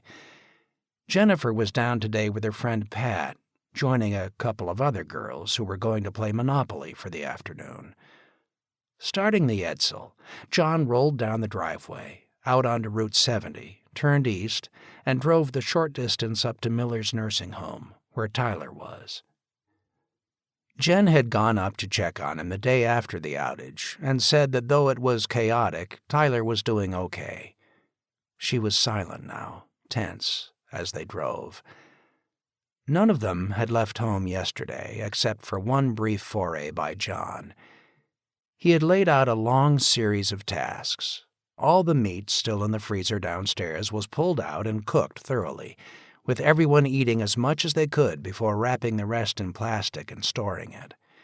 He wasn't sure if it would help or not, but what salt they had was liberally sprinkled on the meat. Next came a privy pit dug at the edge of Connie's orchard, with a privacy screen made out of a tent. The girls had argued that the toilets inside were just fine, and there had been a rather delicate discussion about what the privy could be used for and what the toilets inside would be used for. "Oh, for that, just do it like Zach does," Jennifer replied with a grin. "Against a tree." It took a bit of explaining as to the health hazard of that suggestion, then a bit of retrofitting around the house. The waterbed was already getting chilly without a heater, so extra blankets were dragged up from the basement to lay down as a covering, some old decorative candles pulled out, old clothes that might be cut into strips for toilet paper, and to his surprise an old chainsaw, not used in years, actually started up after Ben fiddled around with it for a while. He then made one quick run down to the market on the east side of town, the old Food Lion, hoping to stock up on some goods, canned food, toilet paper. But it had already been picked over clean. In fact, it looked more as if it had been looted. He could have kicked himself for not having seen to this shopping before the panicked rush. One of the managers was still inside the darkened store, just sitting, reading a magazine, when John came in. "Hell of a show here last night, Professor," he announced. "Never thought I'd see friends and neighbors act like they did. People running around, loading up baskets to overflowing. I kept trying to say no cash, no sale. And, well, they just started pushing by me, and that set it off. Place was pretty well cleaned out before the cops finally showed up." He shrugged. "Mind if I look around?" John asked. "Sure. Be my guest, sir." There was not a basket to be found, so he just simply wandered up and down the aisles. A half-dozen or so were in the store doing as he did. One elderly couple was prowling through the frozen food freezers, pulling out smashed and soggy boxes of vegetables and waffles, stuffing them into a plastic trash bag. All the canned goods were picked clean, of course. Underfoot were smashed bottles, busted cans, bits of meat, chicken, and seafood. The floor was slippery and began to smell in the heat. Hundreds of flies were already buzzing about. Over in the bakery goods, he found a busted 20-pound bag of flour kicked to one side on the floor and immediately grabbed it. In the pet foods was a 25-pound bag of dry dog food torn open, maybe 15 to 20 pounds still inside, which he grabbed as well. Near the door, he saw a 10-pound bag of rock salt left over from winter and instantly snatched it. There was not much else, and he headed for the door. He looked at the manager. "Just take it, Doc. It's okay." John paused, curious. "Why are you here, Ernie?" He motioned to the darkened store. The elderly couple slowly dragged the trash bag full of defrosted food. The air around him was thick with the rising scent of decay.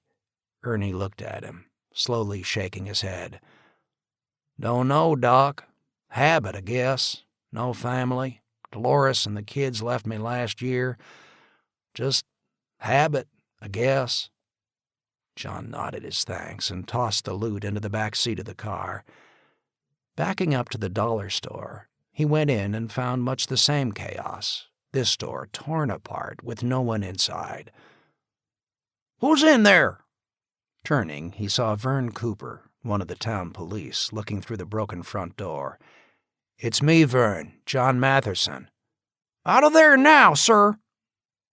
He came out and felt a change, a profound change in his world. Vern had always been so easygoing, almost a bit of the town's Barney Fife. Now he was carrying a shotgun, and it was half raised, not quite pointing at John, but almost. "Just looking around, Vern." "John, I could arrest you for looting." "What?" "Just that, John. It got real bad here last night." "Yeah, I heard." "Just get out of here and go home, John." Vern sighed. John didn't hang around to ask for details and did as Vern suggested. At the U-Rent store, they had already sold out of extra propane tanks, and John didn't even bother to go into the hardware store. It was utter chaos, with a line out the door and halfway down the block. The mere fact that he had a car that moved caused nearly everyone to turn and look at him, a reaction that made him nervous, so he just turned around and went home. The rock salt was a golden find, he realized, and they had then unpacked all the meat, salted it down, then repacked it. Next had come a wood detail, for sooner rather than later, he knew, the propane for the grill would run out, and by the end of the day, they were all exhausted.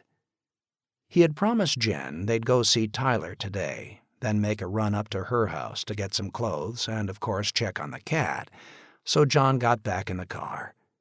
It was only a short drive up to the nursing home, just about a mile.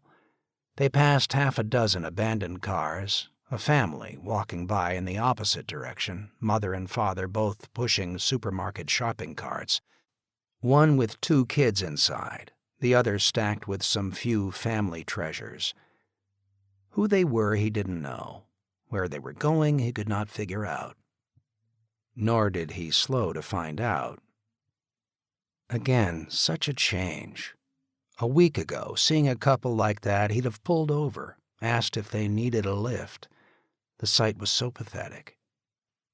As they pulled into the parking lot of the nursing home, John instantly knew something was terribly wrong. 3 people were wandering about outside. At the sight of them, he could see they were patients, shuffling, confused, one of them naked. "My God, what is going on here?" Jen gasped. John started to go for the nearest of the wanderers, to guide her back inside, but Jen shouted for him to follow her.